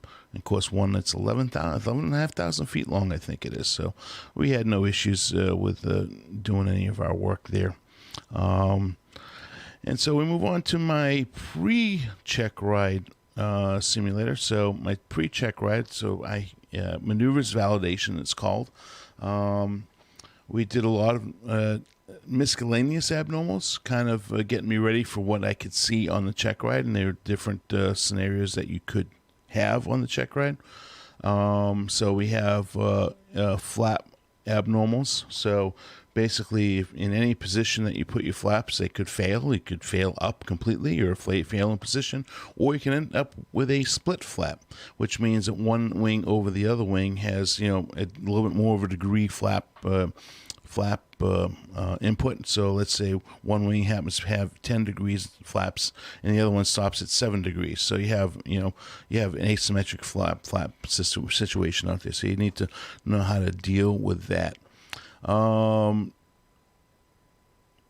Pretty much the rest of it was all review from everything that I've done the rest of the week to make sure that I was ready for my check ride. And so we had, again, some engine out situations, wind shear, and then low visibility taxiing as well. And the big thing today was the flap non-normals, which I actually did have a flap non-normal in my check ride, which I'll get to when I talk about that. Let's see what else. Yeah, pretty much it on the the prep, everything went very well. And then we come into my check ride. The check ride itself was pretty, I'm not really thinking it was too difficult. It was challenging, but again, they've done, I got to compliment the training department at Acme Airlines. They have done a fantastic job with this program to make it more or less like a gentleman's program. So when I went to the check ride, now of course this last day was in Atlanta, which I'm very familiar with, so it felt really comfortable. Then I'm dealing with all these issues. So, they just kind of really designed this program in a way to try to help you succeed. And, as long as you go in with a good attitude, and honestly, everybody may think that I didn't. I try to go in with a good attitude because, listen, it's not the guys across the table that are teaching me that has caused any issues in my career. It's other factors which I'm not going to talk about in any shape or form, other than I really did truly enjoy the training program. So by the time I got to my check ride, I felt as though it was just an easy check ride. With challenges, of course, you have to perform the procedures to the best of your ability, and hopefully you don't make too many mistakes. Everybody makes a mistake. Even the best pilots out there are going to make a mistake. There's no such thing as a perfect check ride. There are, near perfect check rides where, you make a few mistakes, but what they're looking for is your capability to make decisions, be able to fly the aircraft, and be at least competent and stay within normal parameters of what you're expected to be able to do for ATP minimums. So, and as long as you're correcting them, even if you let's say you have an altitude deviation of 100 feet, as long as you're correcting back. And now I didn't have that issue, but as long as you're correcting back, then it becomes kind of a non-issue. Let's see, I only have a couple minutes left, so you know what? I've talked quite a bit today. I'm going to cut it a little short, only because I don't want to get into the check ride and kind of rush through it. So in the meantime, I'm going to say, well, back to you, Jeff, in the studio. We'll talk to you and see you guys soon. Bye-bye. Thank you, Dana. Always interesting to hear your experience and training, and also the comparisons between the 737 and the Mad Dog fleet. I hear Jeff echoing. I do And too. myself. Why do I hear that? Do you have a speaker on? Hello? No? I'm hearing it. Where am I hearing that? Sorry, that was my mic. Oh, it was Nick's fault. Well, I'm just happy to know it wasn't me. Not a problem. We'll edit it in post. Or not. Or not. Maybe not. Probably not. I'm not saying a word anymore. That'll teach me for unmuting myself. We want you to unmute yourself, Nick. We hang on every word. And speaking of that, thank you, Dana. We were hanging on every word of your training. Absolutely. Always good stuff. Very and we can't wait to hear about the check ride. That'll be the next installment. Excellent. Yeah. All right. This is an interesting one. We have some photos to go along with it, but not quite yet. Just whenever you think it's appropriate, Liz. This was sent in from Andrew, and this is from realestate.com.au. And an old airport control tower is now available as a house for sale in New Zealand. And there's a picture of that house, which looks just like a control tower, because that's what it was. Many Australians haven't had many chances to go anywhere near an airport since our borders were closed due to the COVID-19 pandemic. But now, a unique opportunity has hit the market in New Zealand that is offering everything a keen traveler could want in a property. It is situated close to an airport, has great views of the harbor, and a long, interesting history. There is just one minor drawback. Instead of a house, the property is the former Wellington Air Traffic Control Tower. Is that a drawback? I don't know. I mean, to maybe some people that are like normal people, probably, but not people like us or aviation geeks. Not a problem at all. Not a problem. It's other people's problems. Let's see. Flights in and out of Wellington been controlled, I think there's a missing word, from the building for nearly 60 years when it was first opened in 1959 until it was decommissioned in 2018. It's believed to be the only air traffic control tower in the world with a residential address and its own letterbox, according to Stuff. STUFF. The Grand Old Lady of Wellington, as she is commonly known, is positioned among the houses in the hills on the western side of the airport. According to the marketing material, the site offers a blank canvas opportunity. Typical real estate term. It's a blank canvas opportunity. Also near major shopping center and convenient to to elementary schools. Oh, yes. Good school district. Good schools, yes. With some TLC, this could be your mansion. Mm-hmm. Sitting on 940 square meters, split over 2 titles. I guess that means it's on 2 separate pieces of plots or property. Yeah. Okay. With it, quote, positioned for unbelievable sun from morning till evening. The block of land could actually be any surfer's dream spot, with the site located only a 10-minute walk to the local Lyle Bay Surf Beach. See, there's the other draw. Yeah. Looks like a pretty nice place, actually. Yeah. There is hope that the old tower could be given new life as an out-of-the-box abode by a thoughtful, creative architect, but that may not be the case.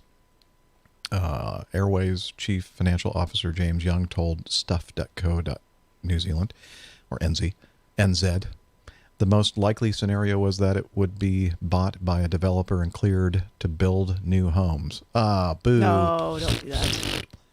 That's no good. Miserable lot.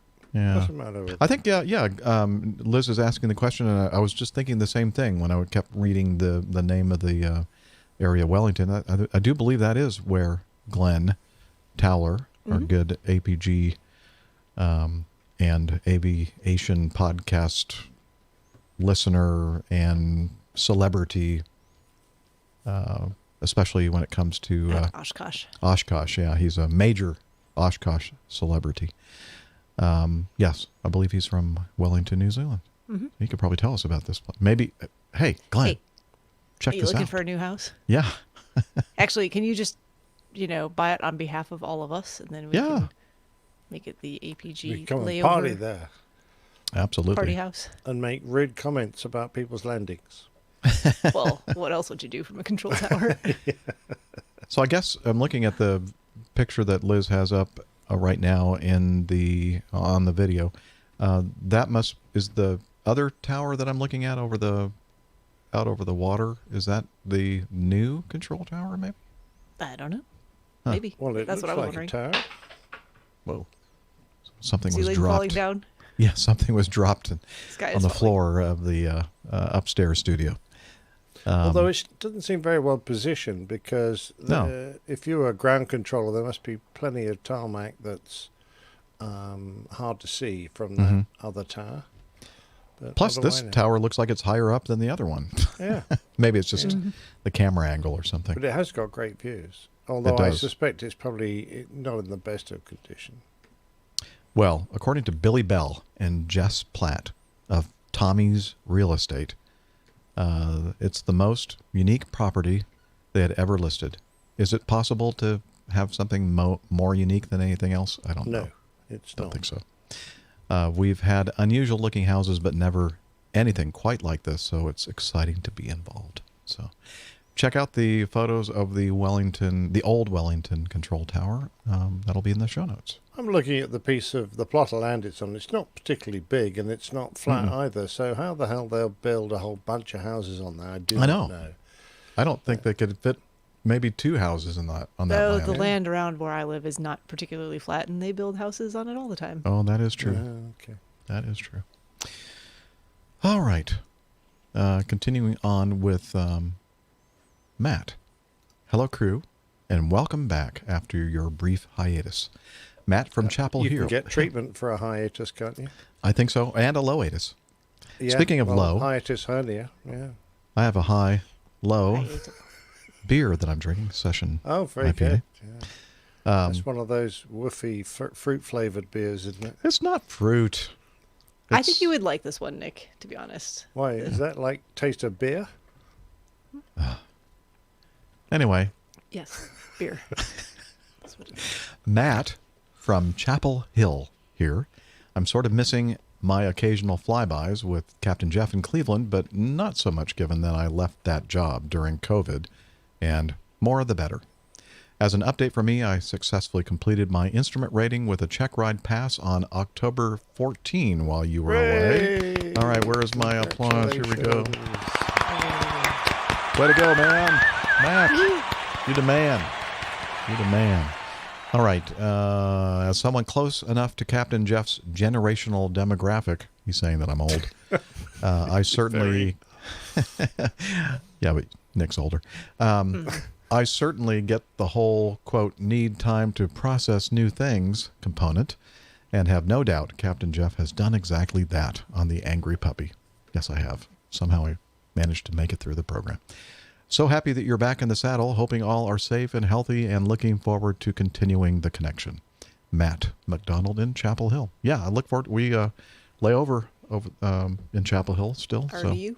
Yeah. Yep, RDU and Chapel Hill and Durham and all that good stuff in that area. Beautiful part of the country. Just up the road. Yeah, not far at all from where Steffi lives. Okay. Chopper Mike. He says, hey there, APG. Finally getting caught up with the show after a not-so-brief hiatus, and got to 442 with Dr. Steph and Miami Rick working through critical engine stuff and some of the aerodynamic forces associated. I couldn't help but correlate some of those to my helicopter life. I think everything is always critical stuff going on in that. In a helicopter, yeah. A lot of moving parts. Yeah, lots of moving parts. Yeah. And I thought I'd share my take on it. I'm sure there's a helicopter CFI that's listening who will want to murder my soul after watching, but maybe not. All my best. Chopper Mike. Was there something that Was there a link or like there's something that audio? I'm missing here. Huh. Okay. Mike, did you Liz mean to is send in? saying she thought so too, but she didn't see anything that was sent in with this. And the subject line is gyros, X to the factor of P, and nerd speak. So I'm wondering if maybe he meant to put in a link to some audio? Or? X to the factor of P. Let me check my... Yeah. Let me see if I can find the actual... I'm looking in my email. Updates are available. Would you like to download? No. Don't. Sorry. It's not a good time to update stuff. Don't do it. Resist. Would you like to back up your entire computer right now? Would you like to back up your computer? No. Okay, wait a minute. Let's see. Chopper Mike. Let's see if that... My first feedback. No, don't put Chopper Mike into Google. You know what you're going to end up. No, I do now. You've enlightened me with the British slang of that word. Oh, that's right. Oh, man. Yeah, that would not be something. I conveniently safe had already for work. forgotten that, but thank you for reminding me again. Okay, I'm You're looking a at the lady. I'm looking at the original feedback email, and no, there's no link to anything. So I just Why? He's a helicopter pilot. He forgot to stick it in. These guys, their brains are getting racked around so much. Yeah, I know. They're rattling around inside their skulls. So Chopper Mike, if you're listening, if you meant to send us a link to something, send it to us, and we'll do it on the future show. Yep, we're curious Mike, send us the link. Well, the traffic on the Power 5.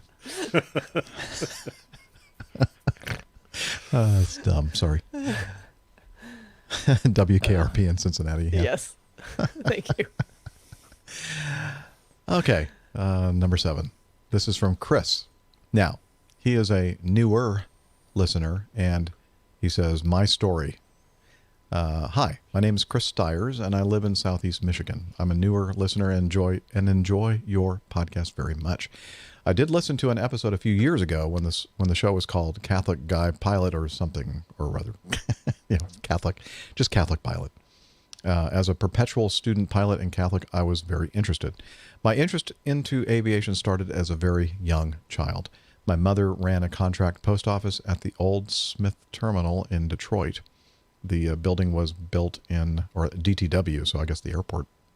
The building, which was built in 1957, was recently demolished. My mother had known the two barbers that worked next to Mom's counter. These two nice gentlemen offered my mother discounts on our haircuts. So, from about the age of 5, I always got excited when it was time for a haircut because it meant going to the airport. There was an observation deck at the terminal. When my other two brothers were getting their haircuts, I would go spend time there.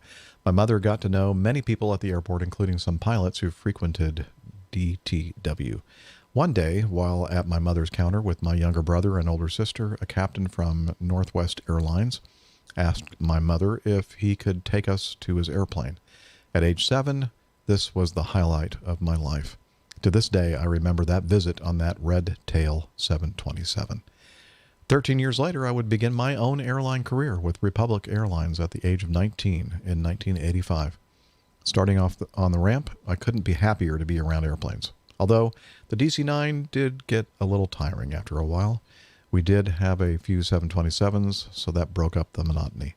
I believe it was 1986 when Republic received its first 757. My real thrust into the aviation world began after Northwest Airlines bought Republic.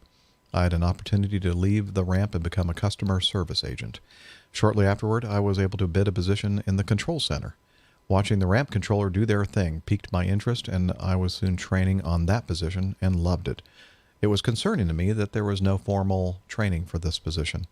I was trained on the job, which forces one to become acclimated very quickly. Having only a small familiarity of the aviation lexicon, I absorbed everything I could see and hear, spending many hours listening to ATC ground control and tower to learn the phraseology. Who knew that a beam meant next to? Ha! If I had heard a term or phrase that I didn't know the meaning, I would do whatever it took to find out. Ramp control at DTW in the late 80s and 90s is about as challenging as it can get. After a few months, it became apparent that this airport was not designed for a 400-flight-a-day operation. Somehow, we were able to force that square peg into the round hole every day, albeit with numerous multi-minute pushback delays, not to mention the 30 to 40-minute taxi times inbound. I talked to many frustrated first officers and captains who voiced their opinion of the mess daily. One day, during a heavy push and after being unloaded on by a captain, I began to share with my coworkers a very expletive-filled opinion about his remarks. Unbeknownst to me, I'd inadvertently locked the transmit button on my headset. So guess who came walking up the stairs about 20 minutes later? Thankfully, he got a good chuckle out of it. Ha! That was the last time I locked my transmit button. It wasn't worth the convenience to talk and type at the same time. Ugh. I loved the chaos and challenge of that job very much. I was able to formulate a picture of every aircraft on the field, whether they landed on 2-1 right or 2-1 left. It wasn't easy.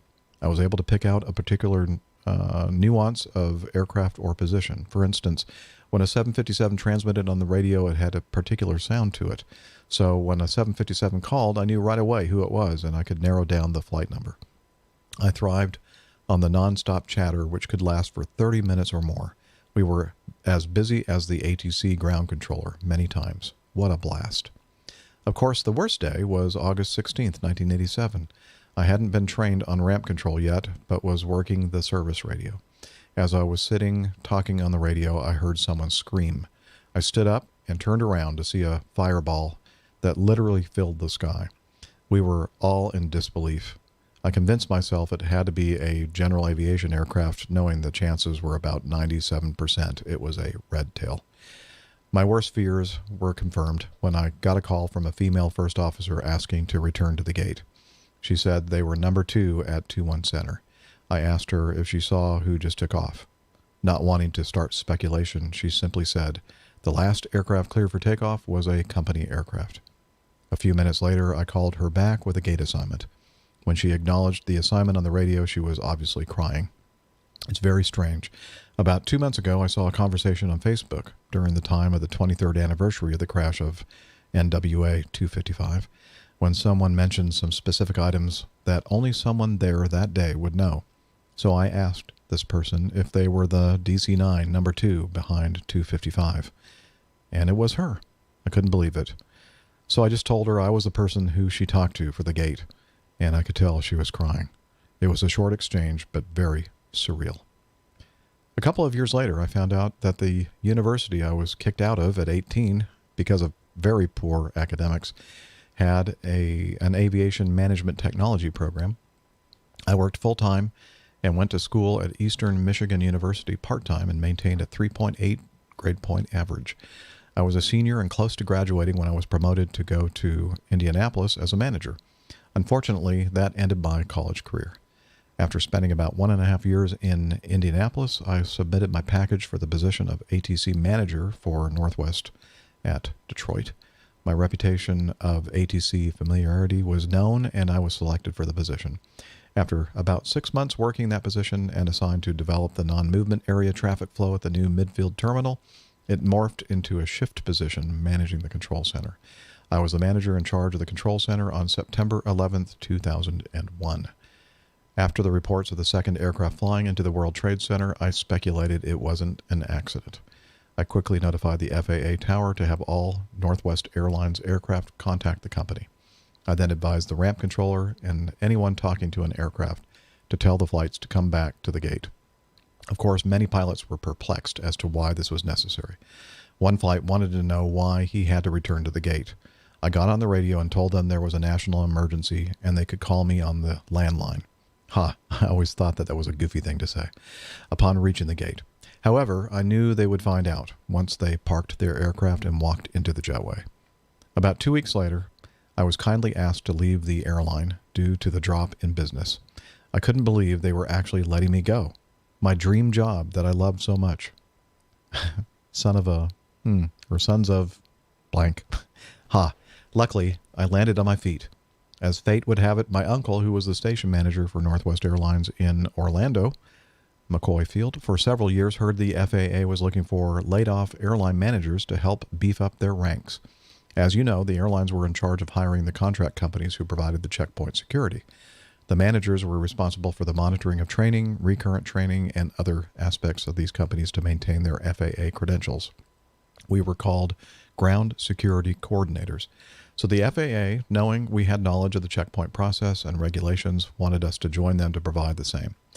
When I was hired, we were called FAA special agents. So when I asked for my firearm, they said, no, there will be no firearm. We are called special agents because we have the legal authority to investigate violations of the FARs. That's a made-up story, by the way. I just wanted to illustrate why they were called special agents. After about 7 months afterward, I jumped ship, kind of, and joined the Federal Air Marshal Service as the operations officer. At the time, the FAMs were just ramping up to hire thousands of air marshals, but the posting for the operations officer was limited to FAA personnel only, which I was at the time. The TSA took over shortly afterward, obviously. Just a few months later, the FAMs figured out that the position should have been a law enforcement position, not a civilian. Too late. So they had to keep me as a civilian in a law enforcement position. In 2008, I finally had the money to start flying. I had most of the knowledge from my own studies and studies at EMU, but no practical flying skills. I trained in a new Cessna 172/SP. What's that? You know, stuff? A 172 SP? Yeah, it's just the It's a special plane. SP, special plane. SP stands for something. Someone will tell me. Okay. But, you know, it says 172 just like goes through the alphabet of model numbers. Okay. Well, apparently this one had the G1000, which accounts for about 95% of my training. I was fortunate enough to have no problems on the radio from my experience as a ramp controller. Yeah, that is a benefit. That's one of the tough things when you learn how to fly, isn't it, Steph? Having to fly the airplane and talk on the radio at the same time?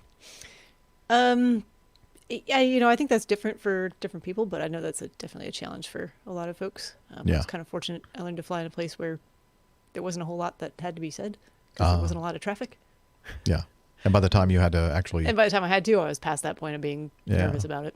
Yeah. That is good. Yeah. Anyway, my instructor was perplexed by my lack of anxiety on the radio, which came easily for me.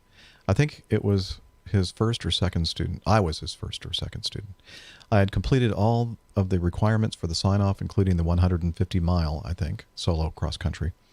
Right then, he was hired at one of the regionals, so I spent the next year bouncing from instructor to instructor and eventually ran out of money. So here I sit today with over 100 hours and no ticket. A second divorce and now living in an apartment. I'm afraid my flying days are over. Never say never. Chris, never say never. So that's why your show is so important to me. I'm sure you're thinking, he could have summed that up in a paragraph instead of this long email. I apologize for the long email. I've always wanted to tell the story of my ne'er-do-well aviation career. I tell my son, who is 24 now, in bits and pieces. I think he now knows more about aviation than he cares to. He always indulged me and asked questions, but I could tell when he got bored. Such a great kid, though. The little guy just moved to Denver, leaving me in Detroit by myself. I'm impressed with all of you and your flying careers, and those like Dr. Steph that don't do it for a career, but is a professional pilot just the same. Thank you. May God bless you all and stay safe. And again, that's Chris Stiers, and I guess he's still up in, Detroit. Very interesting. What a great story! Career, though. Yeah, lots of different things and seeing lots of stuff. Absolutely. I think a lot of people that listen to that, hear that, can probably say, "Oh yeah, that sounds kind of like like my career too," and the ups and downs and stuff. But Definitely. A little bird just told me. Somebody in the control room said it's plaintails time now. Ooh. So, which of course everybody knows is the best part of the show. And so let's get on to it. This week's Old Pilot's Plaintail, lest we forget.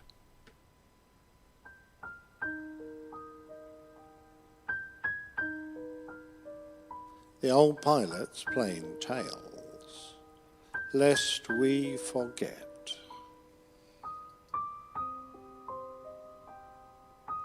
Had I been alive and living in my home on the 15th of April some 78 years ago, I expect that I would have been rudely awoken by the sound of an aircraft crashing a little less than 500 yards from where I live, around half a kilometre away. It was in the early pre-dawn, around 5 o'clock in the morning, that pilot officer Richard Price Hughes crashed his aircraft on the heathland near my house in Liss Forest. Born in 1906 to parents who were from the village of Shavington-cum-Gretsey near Crewe in Cheshire, England, they were living in Argentina at the time on a cattle ranch near Buenos Aires. Richard and his cousin George grew up working the ranch with their families and learned to fly light aircraft as a way to cover the long distances over the South American pampas. When Britain declared war on Germany, many men from around the world declared themselves ready to fight for their mother country, including Richard and George. Richard went to the British Embassy in Buenos Aires and offered his service to the RAF, but he was told he was too old to join as a pilot. Undaunted, he and his cousin and some other expatriates left South America to travel the not inconsiderable distance to Canada, where the restrictions were thought to be easier to circumvent. Richard joined the Royal Canadian Air Force on October the 17th, 1940, in Ottawa, Ontario. He completed his training as a bomber pilot and, leaving his lovely wife and 2 children in Argentina, he set sail to fight the Nazis. On arriving safely on British soil, Richard was trained to fly the Handley Page Halifax, a 4-engined heavy bomber. Although considered a poor relation to the Lancaster, the Halifax was heavily used by Bomber Command, and they were kept on operations until the very end of the war. At its peak strength, Bomber Command operated a total of 76 Halifax-equipped squadrons. Although some had a poor opinion of the aircraft, the Hercules-engined machines had lower loss rates and higher crew survival rates after abandoning than the Lancasters, and the Halifax came very close to the Lancaster's speed and altitude performance. In June 1942, after the first 1,000-bomber raid on Germany, Arthur Harris, the AOC&C of Bomber Command, wrote to the builder of the Halifax and stated, "My dear Handley Page, we much appreciate your telegram of congratulations on Saturday night's work, the success of which was very largely due to your support in giving us such a powerful weapon to wield. Between us, we will make a job of it." Richard had been posted to No. 10 Squadron Royal Air Force, which had been formed at Farnborough in 1915, and when flying Whitleys, became the first RAF unit to undertake operational sorties over Berlin in World War II. In 1941, they had converted to the Halifax. Flying out of Leaming in Yorkshire, the squadron was regularly involved in operations against Europe and Scandinavia. At the ripe old age of 33, and amongst so many very young crews, Richard was considered a bit of an old man, but he was determined to play his part.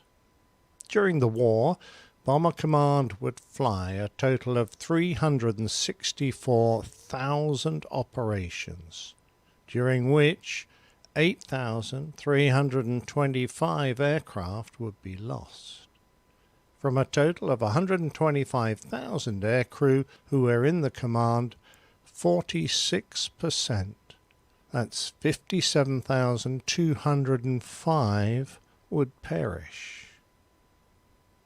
Although well past the average age of 21 for a crew member, Richard was far from the oldest. Pilot Officer Sir Arnold Wilson, a former lieutenant colonel in the Indian Army, was 56 when he was killed whilst flying as a rear gunner on Wellingtons, whereas the youngest was Flight Sergeant Edward Wright of the Royal Canadian Air Force, killed aboard an Avro Lancaster at 16. Squadrons would normally be given the task of dispatching between 12 and 25 aircraft on a night attack, and at least one of their crews would usually fail to return for every 2 night operations. Despite this, it was quite normal for squadrons to lose multiple crews on a single night, and on several occasions some squadrons lost 5 or 6 of their crews in a single night. Our crew were committed to a tour of 30 operational flights, and the most dangerous were the first and the last 5. The average before becoming an unwelcome statistic was 9, and on the 15th of April 1942, Richard Hughes was flying his 9th operation. He was in his usual Halifax Mark II Zulu Alpha Golf on an operation to bomb the factories of Dortmund, Germany. With him were his crew, a Kiwi, Pilot Officer Ganderton, and Sergeants Atkinson, Tyson, Trickle, Stubley and Trembath. Reports of their mission vary, but it appears that they might have had a problem finding their target and spent a while in the area until they successfully disgorged their load of explosives and headed for home. This left them uncomfortably short of fuel, and in addition, accounts have them struggling home on only 2 engines, with the other 2 on fire after they'd been engaged by the enemy. Unable to reach their home base of Leeming, some 250 miles to the north, Richard circled his crippled aircraft and ordered his crew to bail out. One by one they abandoned the Halifax and dropped into the darkness below until Richard was left alone at the controls. He began to lose height, spiralling slowly downwards, perhaps looking for a place to crash land, or more likely he had finally left the cockpit to try and get to an escape hatch. Before he could reach safety, the big bomber stalled and then span downwards, hitting the ground in an open area near the village of Liss Forest. His crew had all escaped the doomed aircraft safely, but Richard died in the wreckage. In the meantime, Richard's cousin, Flight Lieutenant George Hughes, was serving with No. 105 Squadron, RAF, famous for flying the Bristol Blenheim and then the wooden wonder that was the de Havilland Mosquito. The squadron was well known, particularly since its Australian commanding officer had been awarded the Victoria Cross, Britain's highest award for bravery. Their Commodore, Sir Huey Edwards, then a squadron leader, had led his squadron of Blenheims on Operation Wreckage in 1941 against the port of Bremen, one of the most heavily defended towns in Germany. Edwards' force of 12 Blenheims attacked at low level through a maze of wires, cable, and enemy fire. As his citation recalls, flying at a height of little more than 50 feet, passing under high-tension cables, carrying away telegraph wires, and finally passing through a formidable balloon barrage. On reaching Bremen, he was met with a hail of fire, all his aircraft being hit and 4 of them being destroyed. Nevertheless, he made a most successful attack, and then with the greatest skill and coolness withdrew the surviving aircraft without further loss. Wing Commander Edwards, although handicapped by a physical disability resulting from a flying accident, he had been very badly injured, abandoning a crippled aircraft when his parachute had tangled with the radio aerial and he was dragged down into the crash. He repeatedly displayed gallantry of the highest order, impressing home bombing attacks from very low heights against strongly defended objectives. George was 29 when he was part of a raid on the U-boat pens at Flensburg in Denmark, but they were forced to move to a secondary target, the railway yards at Tuna. They were following the railway lines north when they found a train to attack, but then they were engaged first by anti-aircraft fire and then by a Messerschmitt Bf-109 and brought down. Apparently, George tried to crash land in fields close to a river. The aircraft hit the ground and then continued careering on for over a mile, ploughing through wires and hitting banks until it broke up. One of the crew was killed during the crash and the other seriously injured. It died on the way to a hospital. Within 3 months, both of these brave men were dead. Richard's body was returned to the village of Wybunbury in Cheshire, where he was buried with full military honours in the churchyard of St. Chad. George's body remained in Denmark, in Forfelt Cemetery, Jutland, not far from the location of the crash. What follows are the words of Father J.P. Landy, a chaplain in the Royal Canadian Air Force, and is inscribed on the Bomber Command Memorial Wall in Nanton, Alberta. The wall bears the names of both Richard and George Hughes. 3,000 miles across a hunted ocean they came, wearing on the shoulder of their tunics the treasured name Canada, telling the world of their origin.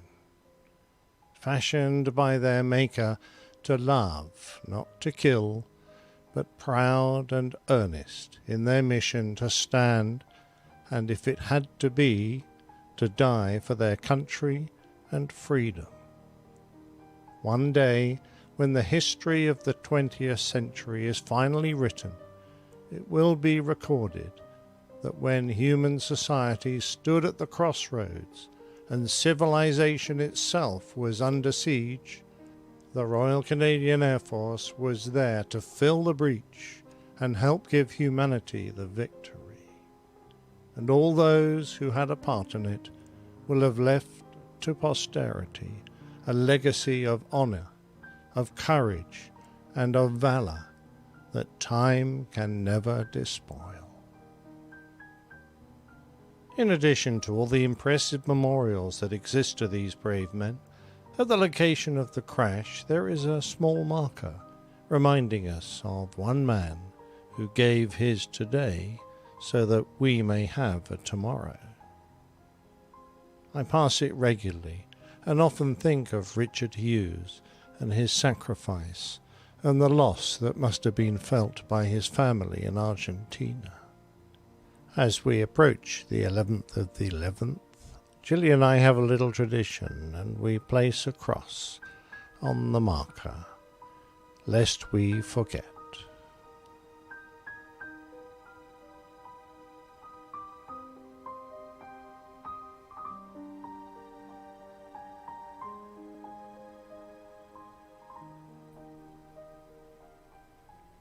Wow.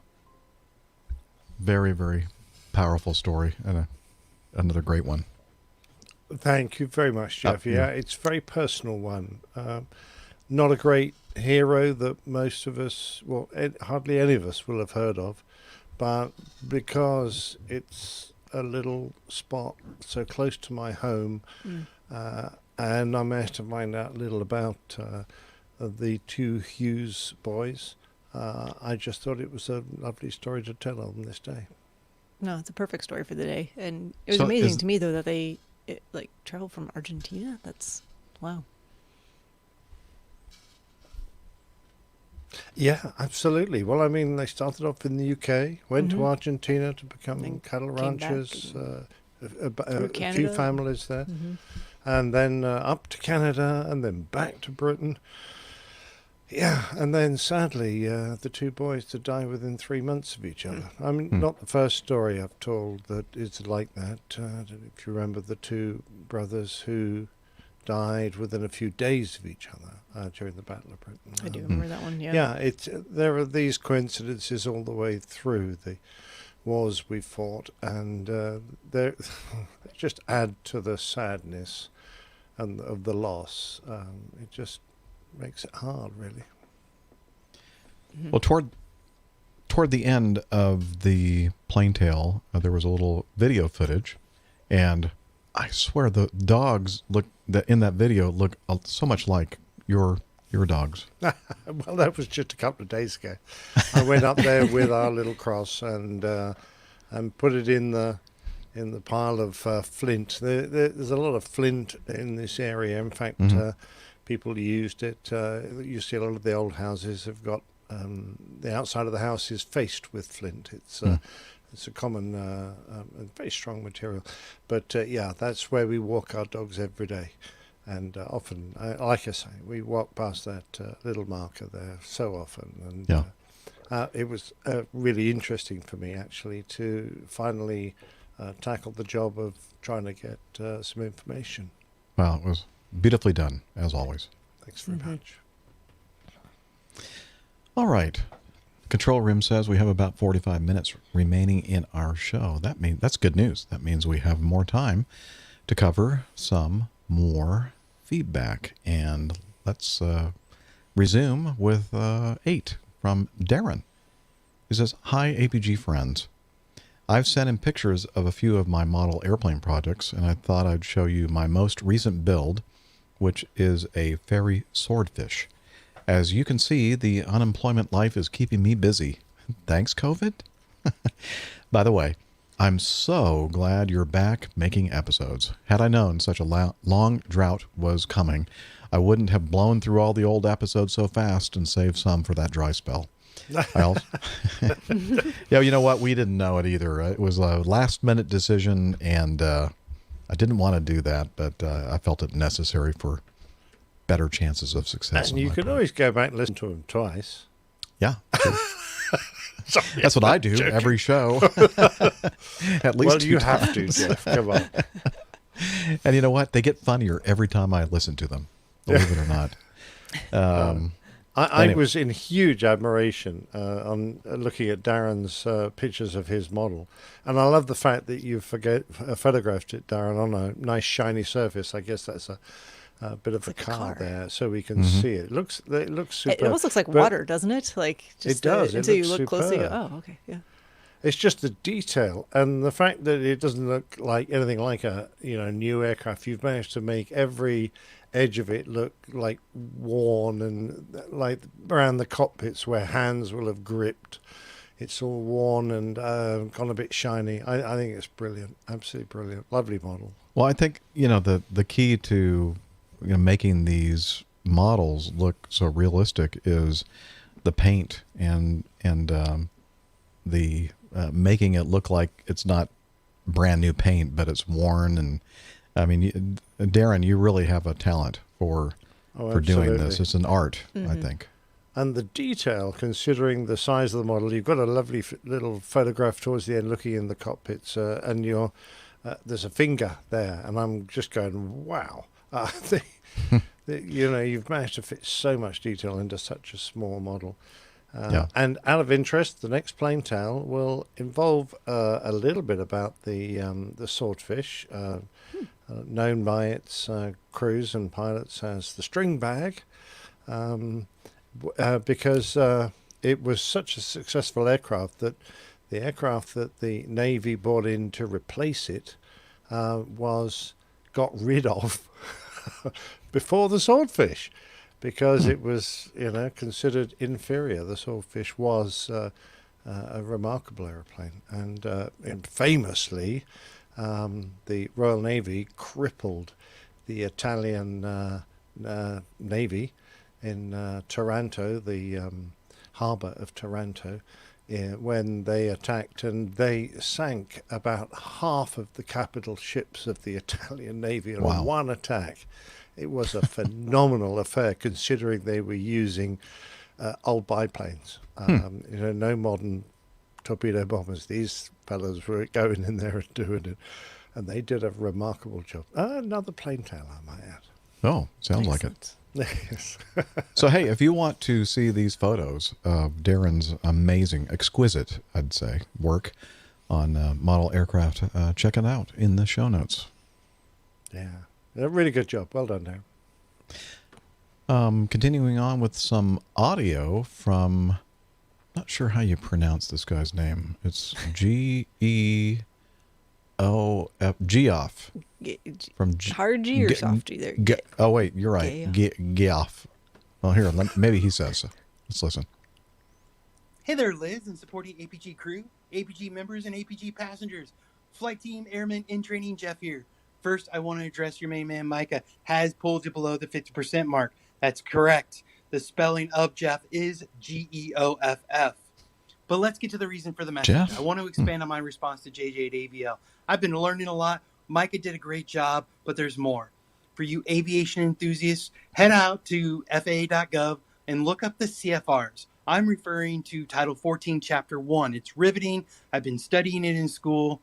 Micah mentioned Subchapter H, Part 147, which referenced AMT schools. And there's another tidbit about repair stations in Part 145. So there's more options than just AMP.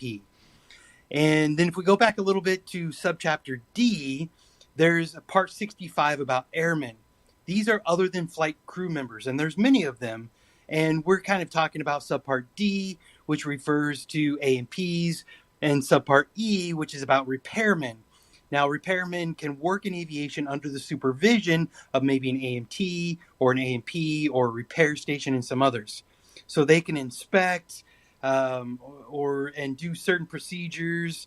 It's kind of like I've seen in the medical profession. Maybe Dr. Steph has seen this before, where you have a nurse or somebody who can do some of the procedures that doctors do, and then a doctor just has to kind of sign off on it and say, yeah, that work was done right.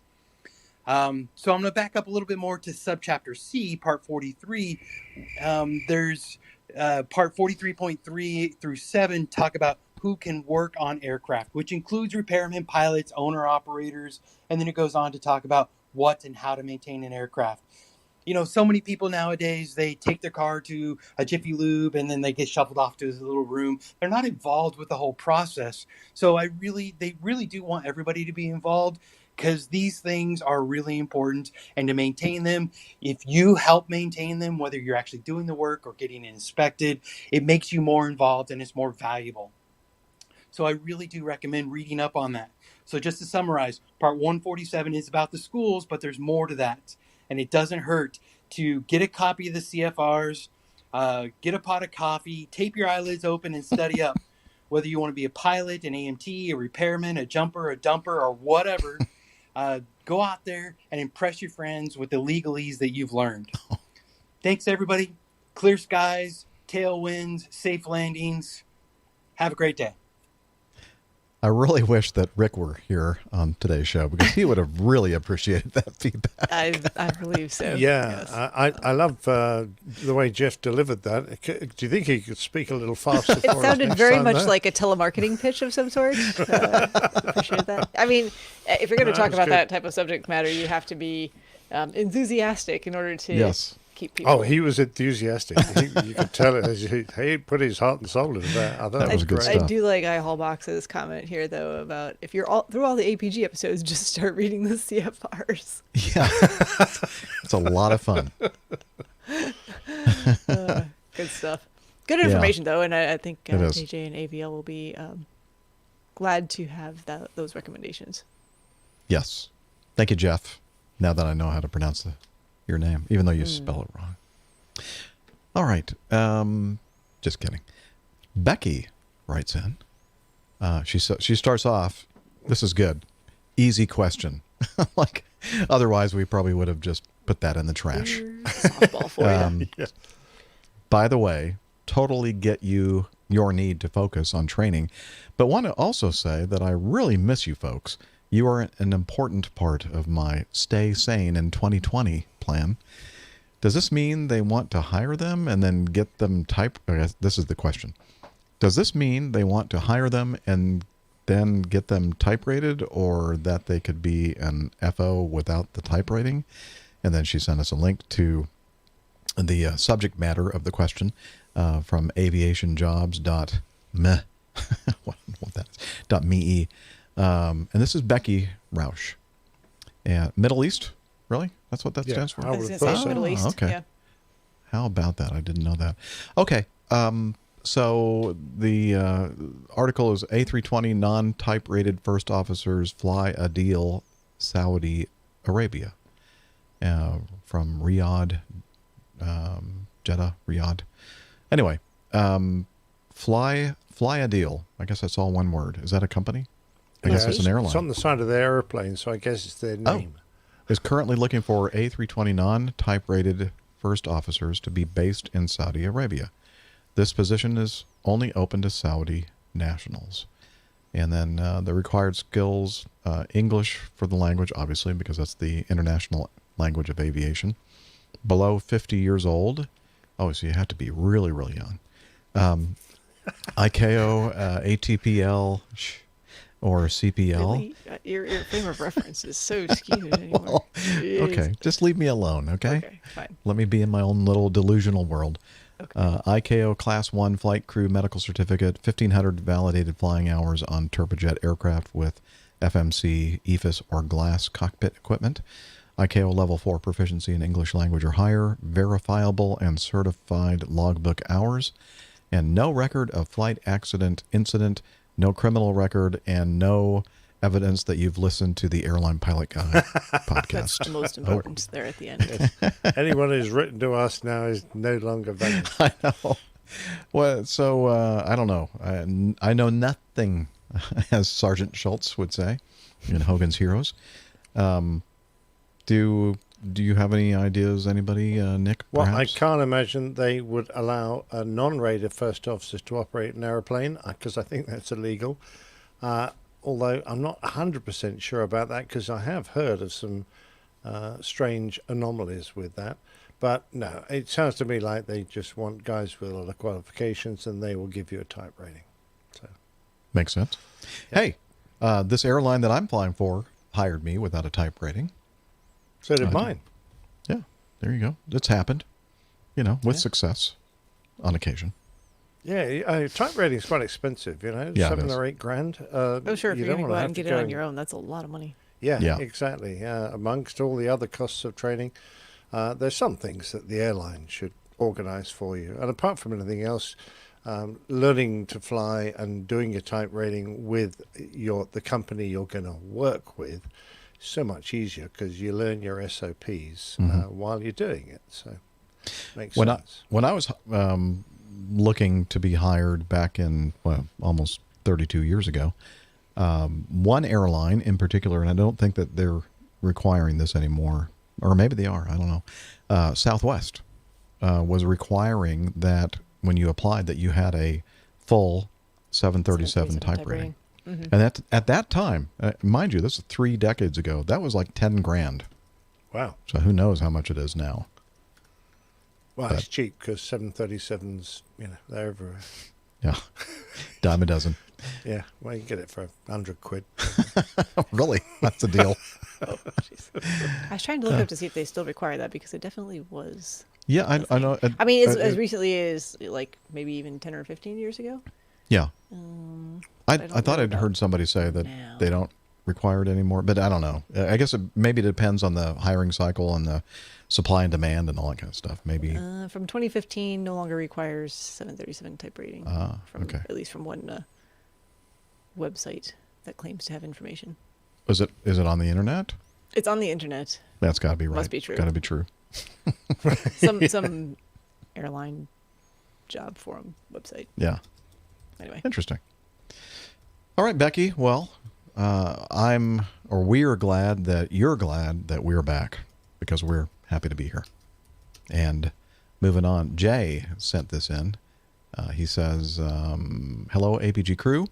I'm finishing up my instrument rating at LIFT, L-I-F-T, and wanted to say thank you. If I had not heard your interview with Scottish Steve, I'm sure I would not be following this dream. Attached is a picture taken last winter with Steve. God bless the APG crew, and look forward to seeing you again at Air Venture. And this is from J.D. McClintock. Now, I thought it was Louisiana Steve. Is it Scottish Steve? Did he move to a different country? Maybe that's another one of his nicknames. I know, perhaps he's wearing a skirt like Rick does sometimes. Oh, just telling everybody he's Scottish. Yeah. It could be. Yeah. So, well, regardless, Jay, what a great picture of the two of them. Oh, wait, did we put that on the... Here we go. I got it. There they are. Look at those two handsome gentlemen from Lift Academy.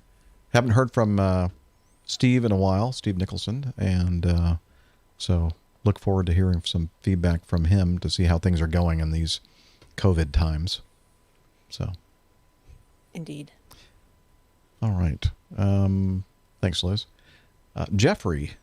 Wow, this is the Jeff show. I'm confused. How is this name spelled? How do you spell this your name? This one's spelled correctly. Jeffrey.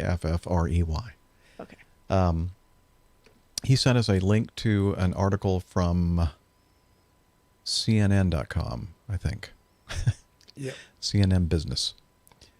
I'm not going to read the whole thing. It's a long article. It's an interesting one, but it talks about basically how the investigators found a jet engine, actually a part of a jet engine, the big fan assembly that came off that A380 Air France flight several years ago. I remember the news article where they discovered it, and I was going, how the hell do you find a chunk of metal that's It's in like 12 feet of snow, right? Yeah, and it's across the entire Greenland. And I'm going, nah.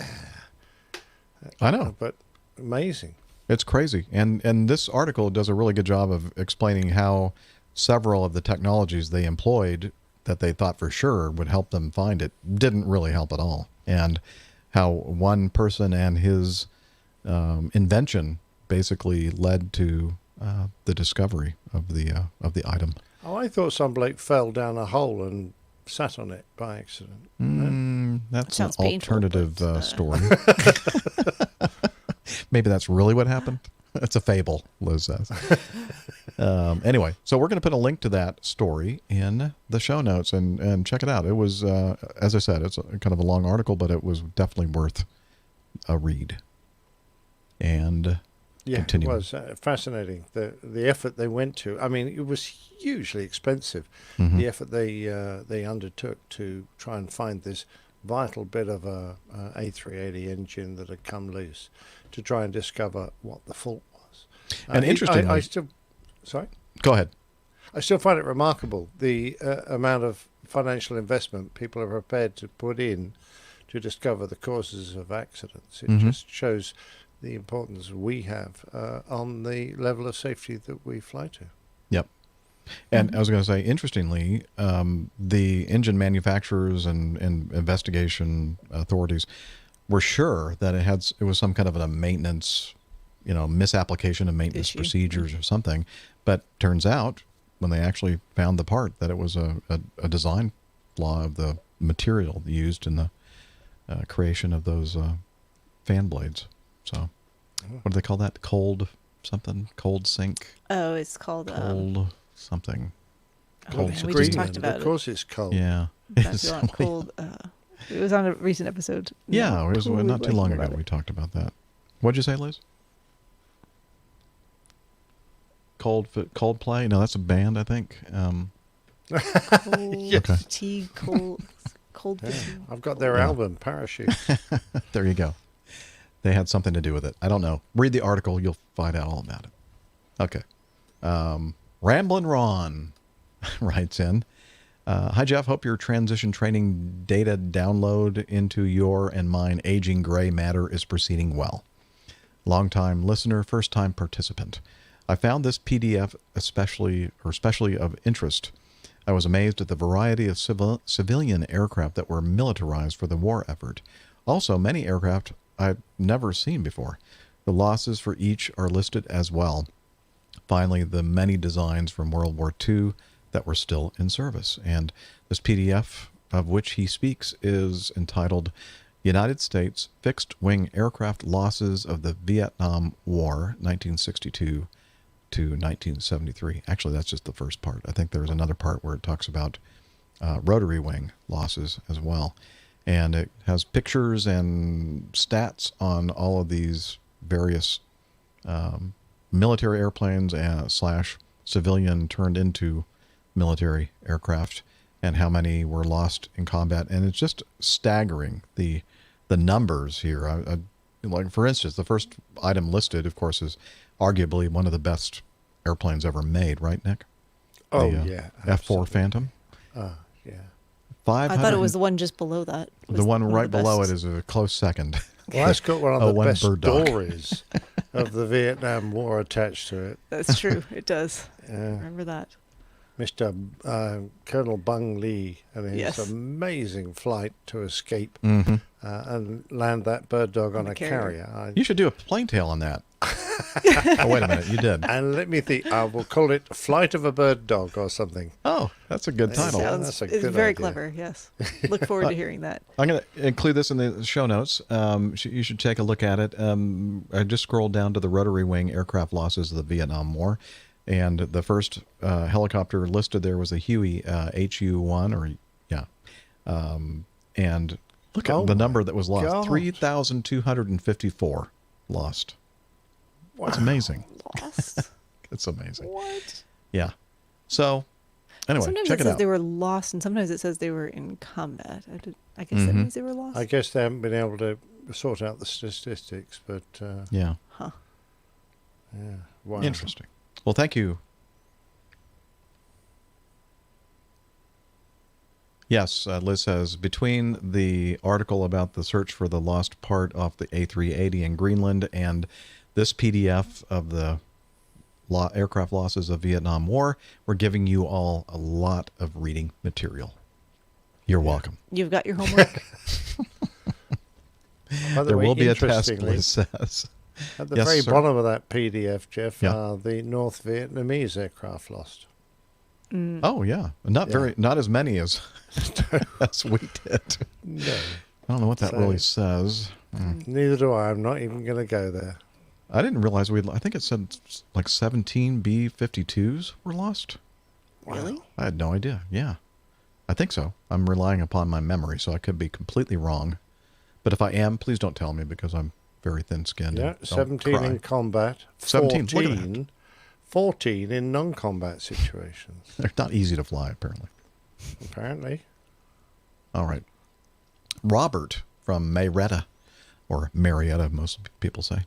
Is this Hamish? Nope, No. this one's the guy that lives just up the road from the Big Chicken. Yeah, Robert Thompson. And I'm not kidding. I'm not kidding. Right, Steph? The Big Chicken? Sure. You know about the Big Chicken. I guess she don't doesn't. know about the Big Chicken, Okay, but I never believe mind. you. Well, I'm sure somebody out there listening does. Okay, he says, just curious, after reading this article, if any of you have had a few degrees of separation from airframe or engine, quote, teething problems. Curious to hear your opinions. And this is an article from Bloomberg.com. And the title is Pilots Shut Down Pratt & Whitney Engine on Airbus Midair, Even After Fixes. And this was written on October 13th by Anurag Katoki. No idea if I said that right or not. Excuse me. Pilots of an Airbus SE A320neo jet in India shut down a Pratt & Whitney engine midair last month after it encountered problems. People familiar with the incident said, oh, they had some fault, maybe. Some fault. And inconvenienced. Oh, they didn't have a mid-air. I was expecting it to be following a mid-air after the headline. Engine on All Airbus kinds of mid-air. You know, we're gonna get this guy to write an aviation article, and we're just gonna give him all the aviation jargon and just let him use it however he sees fit. just throw it at it like Just throw these terms in. It's fine. shrapnel. And Yeah. most people have no idea whether it's right or not. I'm sure it's right, though. And then throw in a picture of completely the wrong aircraft type, and it'll be perfect. Yes, perfect. The icing on the cake. So anyway, this particular model of engine powering the Airbus, or some of the Airbus A320neos, Pratt & Whitney, has been plagued by issues since their debut in early 2016. The twin-engine jet, operated by Go Airlines India Limited, landed safely using its other engine in the western city of Ahmedabad on September 9th. Ahmedabad. Darn it. What is it? I've actually been there. It is spelled like Ahmedabad, but they pronounce it Ahmedabad. Ahmedabad. Okay. I'm the bad. I'm the bad. Well, yeah. I'm the bad. Sure you are. Is that right? No. You can tell we're getting toward the end of the show here. We're losing it. Anyway, people familiar with the matter said that it landed safely, but the matter is confidential. Both the engine's turbines have already been modified following repeated glitches. Those glitches. Indian regulators are looking into faults in the engine's heat management and oil systems as possible causes. I'd heard, I don't know. Some faults. There are some faults. And apparently there were some people inconvenienced. That this particular, what do they call geared turbofan engines, especially this Pratt & Whitney version, requires a really long warm-up time because of what they just said here, heat management issues. If you don't let it warm up for quite some time, if you demand something from the engine, then it's not good. They'll break. So you have to wait for the metallurgical issues, the metal, get to a certain temperature before you're allowed to. And I have to say, most pilots I've met are very unsympathetic to such time restrictions. Yes. Yeah, you're under the pressure to get, get that thing started and get going. And you go, no, you can't do that. Yeah. By the way, the engines on the Mini Dog, the 717, they take a long time to start up. Maybe because of I don't know. It probably has nothing to do with. You need to pedal harder, Jeff.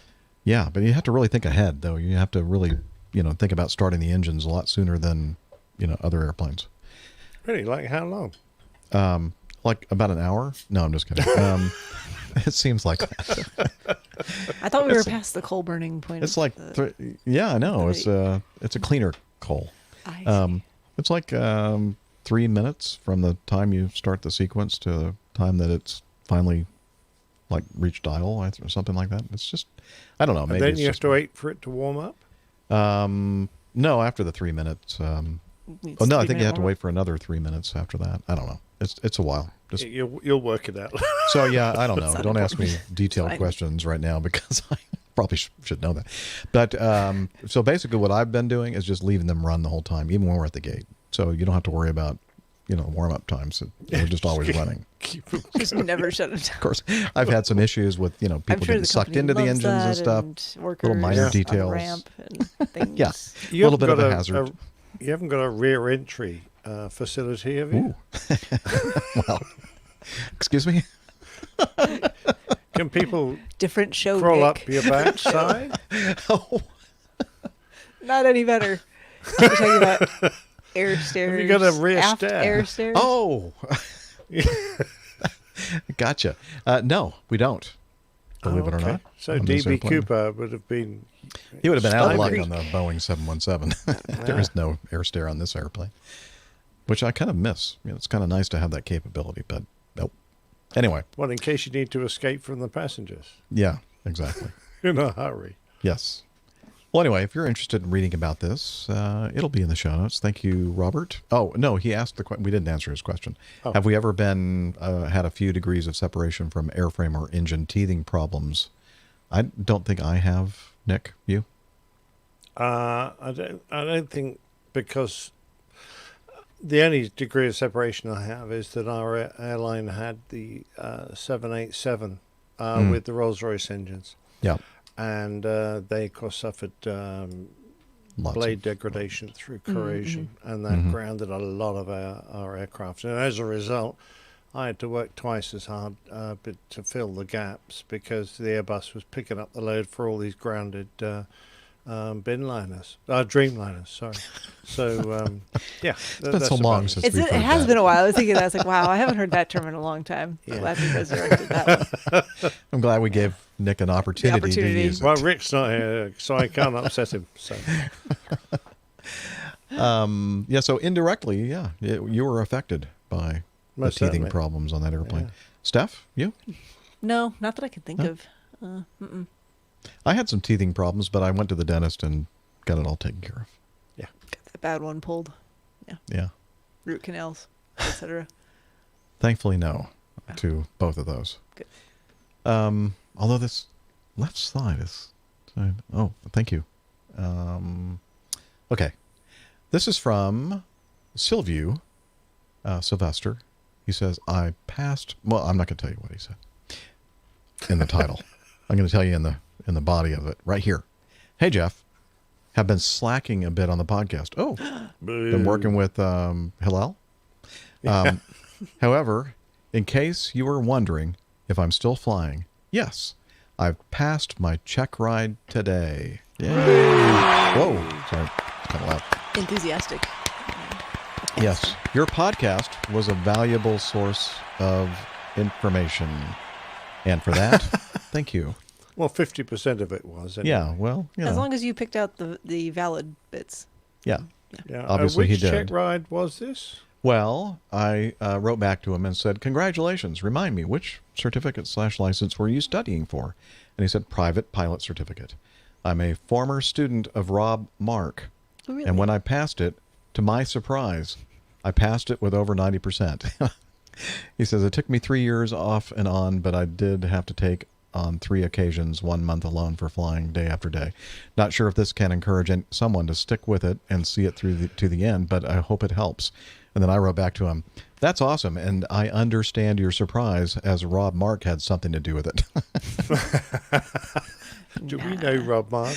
Rob Mark was a long time and one of the original hosts of the longest running aviation podcast, and arguably probably the best out there, Airplane Geeks. And he is also the senior editor, I believe, of Flying Magazine. You may have heard of that magazine. He's a stalwart in the world of writing, journalism, aviation journalism. Well, So we congratulations, kid, of course. Rob, and brilliant job, Sylvester. I think that really should be inspiring to people to stick with it, because sometimes things come up and happen, and we even heard from someone earlier today, started and had a bunch of hours, and, life challenges crop up, but if the opportunity presents itself again, get back into it. Why not? And Sylvia's that example that, that's why I said to that, I think it was Chris earlier, don't, never say never. Don't give up. Never say never. Yeah. Never know. Just like, and also Larry Gregory, it'd been like, what did he say, 12 years since he had flown, and he went ahead and got requalified. Yeah. All right.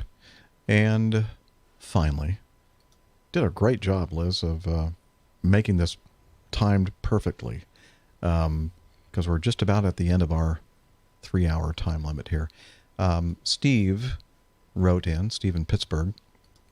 First of all, I'm going to apologize. This is not me saying this. This is Steve in Pittsburgh. We'll give you his email address and phone number later if you want it.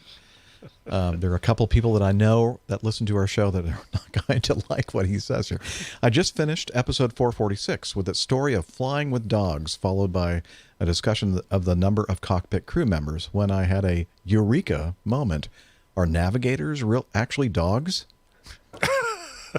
Oh, yeah. You're going to get some hate mail for that one, Steve. Yeah, I did not say that, Steve. I mean, Steven. If you are a navigator and you would like to respond to Steve, or if you're a dog and would like to respond to Steve. I said it the to dogs Steve offended me at Airline Pilot Guy. Dogs are going to be more insulted than the navigators. Because, calling a navigator a dog is probably something of a compliment. Because there are a lot worse terms thrown around there in the pilot community. Captain Nick at Airline Pilot Guy. Those of us that have had to fly with them. Jim Howard and Mike Dell are two people that I can think of right offhand that are probably taking a little offense to this. Yeah, all those directional consultants. Anyway, Stephen Pittsburgh says, clear skies, tail wags, etc. Very nice. Tail wags instead of tailwinds. I love it. Great. Actually, that reminds me of a picture I saw of a couple of red setters in the back of an airplane getting requalified. So they were obviously doing the navigating. Must have been. Yeah. An uncanny sense of direction they have. Absolutely. They point very well. Yeah, pointers. Good point. Fly over there. I didn't mean to say that. Sorry. Very obvious. But I'll probably put a rim shot in there anyway, as if I actually plan to do that. Anyway, well, it's time now for us to end episode 448. So much fun that we have coming together every week and talking mostly aviation-related stuff. The rest of it's rubbish. Most of it, yeah. But, 50% at least. We have to have an excuse to get together every week, so aviation is it. It's like, was it Becky that said we were part of our Stay Sane in 2020 plan? This is just part of our Stay Sane plan. Exactly. Being it able really to talk is. to each other. Yeah, I'm sorry. In my case, it's not working very well. Yeah, Liz said the same thing. It's not working in my case. Just me then. Okay. Yeah. That's fine. No, I think, probably just you. Yeah. Okay. All right. Well, as you all know who have been listening for quite some time, we have this wonderful website, and it's called airlinepilotguy.com. And on it, you will find information about the crew and the community, which is the best part of this whole thing. I mean, Plaintails is a big part of it, but the community is even better. And but you can find out about Plaintails as well. That's a separate page on our site. We have the APG library if you're the sort who knows how to read. I don't, so I really can't take advantage of it. But our lovely librarian, Tiffany, manages that for us. And there's merchandise, and there's information about how you can join the coffee fund, and so much more. Again, airlinepilotguy.com. And we're also on social media. I like to call it social meds. Hey, check out the social medias. You can head over to your choice of social media platform. We're at Twitter. We are at APG Crew on Twitter. We are also at APG Crew on Instagram. And if you're more of a Facebook type of person, that's facebook.com/airline pilot guy. So check out those social media sites. We hope to see you there. And lots of the community is there as well. Very, very true. And we also have a bunch of slackers here at the APG using the quasi-social media platform Slack. And the man who manages that, let me see if he's available. Hello! Hello! It's time for Slack, your Slack segment. Oh, what do I play here? Jeff, this is my private time. Would you let me finish a poo for once? I'm sorry that you all had to hear that. I didn't want to hear his poo. No. We might have to wait a bit before he is... Wait a minute. Okay, here he comes. He's going to tell us about Slack. Oh. APG listeners, please join us on our Slack team. Slack is a communication, coordination, and sharing platform that works on your mobile, laptop, or browser. On Slack, we share news and ideas, we suggest episode and plain tales topics, we plan events and meetups. To get into the Slack team, please email me at slack@airlinepilotguy.com. That's SLACK, Sierra Lima Alpha Charlie Kilo @airlinepilotguy.com. Or send me a tweet with your preferred email address to @Hillel, and I'll send you an invitation. That's Hillel, spelled Hotel India 11 Echo 1, and see you in Slack. Thanks a lot, Hillel. Your timing is great, Jeff. I know. I've been told that many, many times in my life. I'm still unclear in that photo if it's a loofah or a burrito that he's That's got a with him. loofah burrito. A loofarito. A loofarito. I mean, either way, it's fine. I just, You're going to have to ask Hillel yourself someday. Dangerous. Yeah. And also a big round of applause to our producer-director, Liz, in Toronto, Ontario, Canada. Thank you, Liz, for all the hard work you do each and every week. Thank you, Poppy. Mm-hmm. Yes, and shout out to your new puppy named Poppy. How appropriate. Yeah. Show her on the screen, Liz. Okay, here we go. She's going to join us. Okay, you want me to pop it for you? Go. Yeah, look at there she there's is. Poppy. Oh, very That brief. was quick. That was all right. There she is with Poppy. Oh, Poppy's waving. Aw, Hey, Poppy. what a cute puppy. What a cute little puppy. Yeah. Poppy's bedtime. And with that, I think it's time now for us to say, wishing you clear skies, unlimited visibility, and tailwinds. Take care, and God bless. Cheers, y'all. Bye, everybody. What's so funny about that? I don't know. I've been listening to it for so many years now. But it's some great years, right? Maybe. Oh, yeah, Or great. At least one or two in there. Yeah. Some great absolutely. years. Some classic. not all. Some not so great years. Some years were nearly 50%. Yes. The good I years. think on average, I think that we're somewhere near that 50% area. Yeah, I think it's good. Yeah. We're going to bring Liz, you want to come back on? Okay, here we go. There she Hi, Liz. is. Good job. Well In the done. Thank control you very room. much. Yeah. Thanks, Very everybody. nice slide handling on the plane tail. Well, great slides. Yeah. Well, I appreciate it. I Very think smooth. that should be our title this week, lest we forget, and we can just Ooh, use one of that's those a good pictures for idea. just, and then it's all in the bag there for Nick. You don't want the completely inappropriate ones that I have written down. Yeah. I've got some too, but I just thought that's maybe what we should go. It's probably the right thing to do. I quite like that too. But let's hear the inappropriate ones just for fun. Chemtrails set to inconvenience or Ooh, incontinence, your choice. I've got that. I've got switch self- for inconvenience and incontinence. Self-discharge phenomenon. I've got duck walking the angry puppy. Angry puppy. I've got Yeah, that one too. and I've got dick pic. Of course, we're talking about Richard. Richard picture Pick, of Richard. No, you're going to find out about that later, Jeff. That's fine. I hope not. Well, it's the bit you missed. And you said, "What did you say?" And we okay. moved swiftly on. Gotcha from now. that. Gotcha. Yeah. All right. Because we were all wondering Thanks for what the this warning. guy was showing you on his phone. Well, Nick was Okay. wondering anyway. I was not. I And can then Nick see. mused aloud as to what it might be. Why would you think about something like that? Well, I He must be don't know. on the receiving end of questionable text messages. Very true. Although it was very similar. It was my avatar. Anyway. Well, I can honestly say not just people are put to sleep by APG, so are dogs. Oh, good. Well, I'm very talented.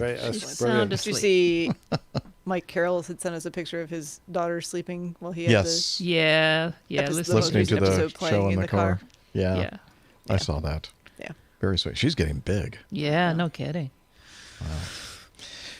All right. Well, folks, thanks for hanging out with us again midweek. And so we didn't interrupt or interfere with any other great podcast recording out there. So I don't believe we have anyway. No, I don't think so. Yeah. And that'll give me time to work on the editing and do all that kind of stuff. Have that thing published probably by Friday or so. Sounds and good. then The start weekend looking free. at the next. Yeah. Looking forward to it. All right. We'll wave goodbye Thanks, everybody. to everyone here on the live broadcast. Absolutely. Cheers. Au revoir. Lovely to have you And on happy board. Veterans Day. Nice to Happy see you. Veterans Day. Yep.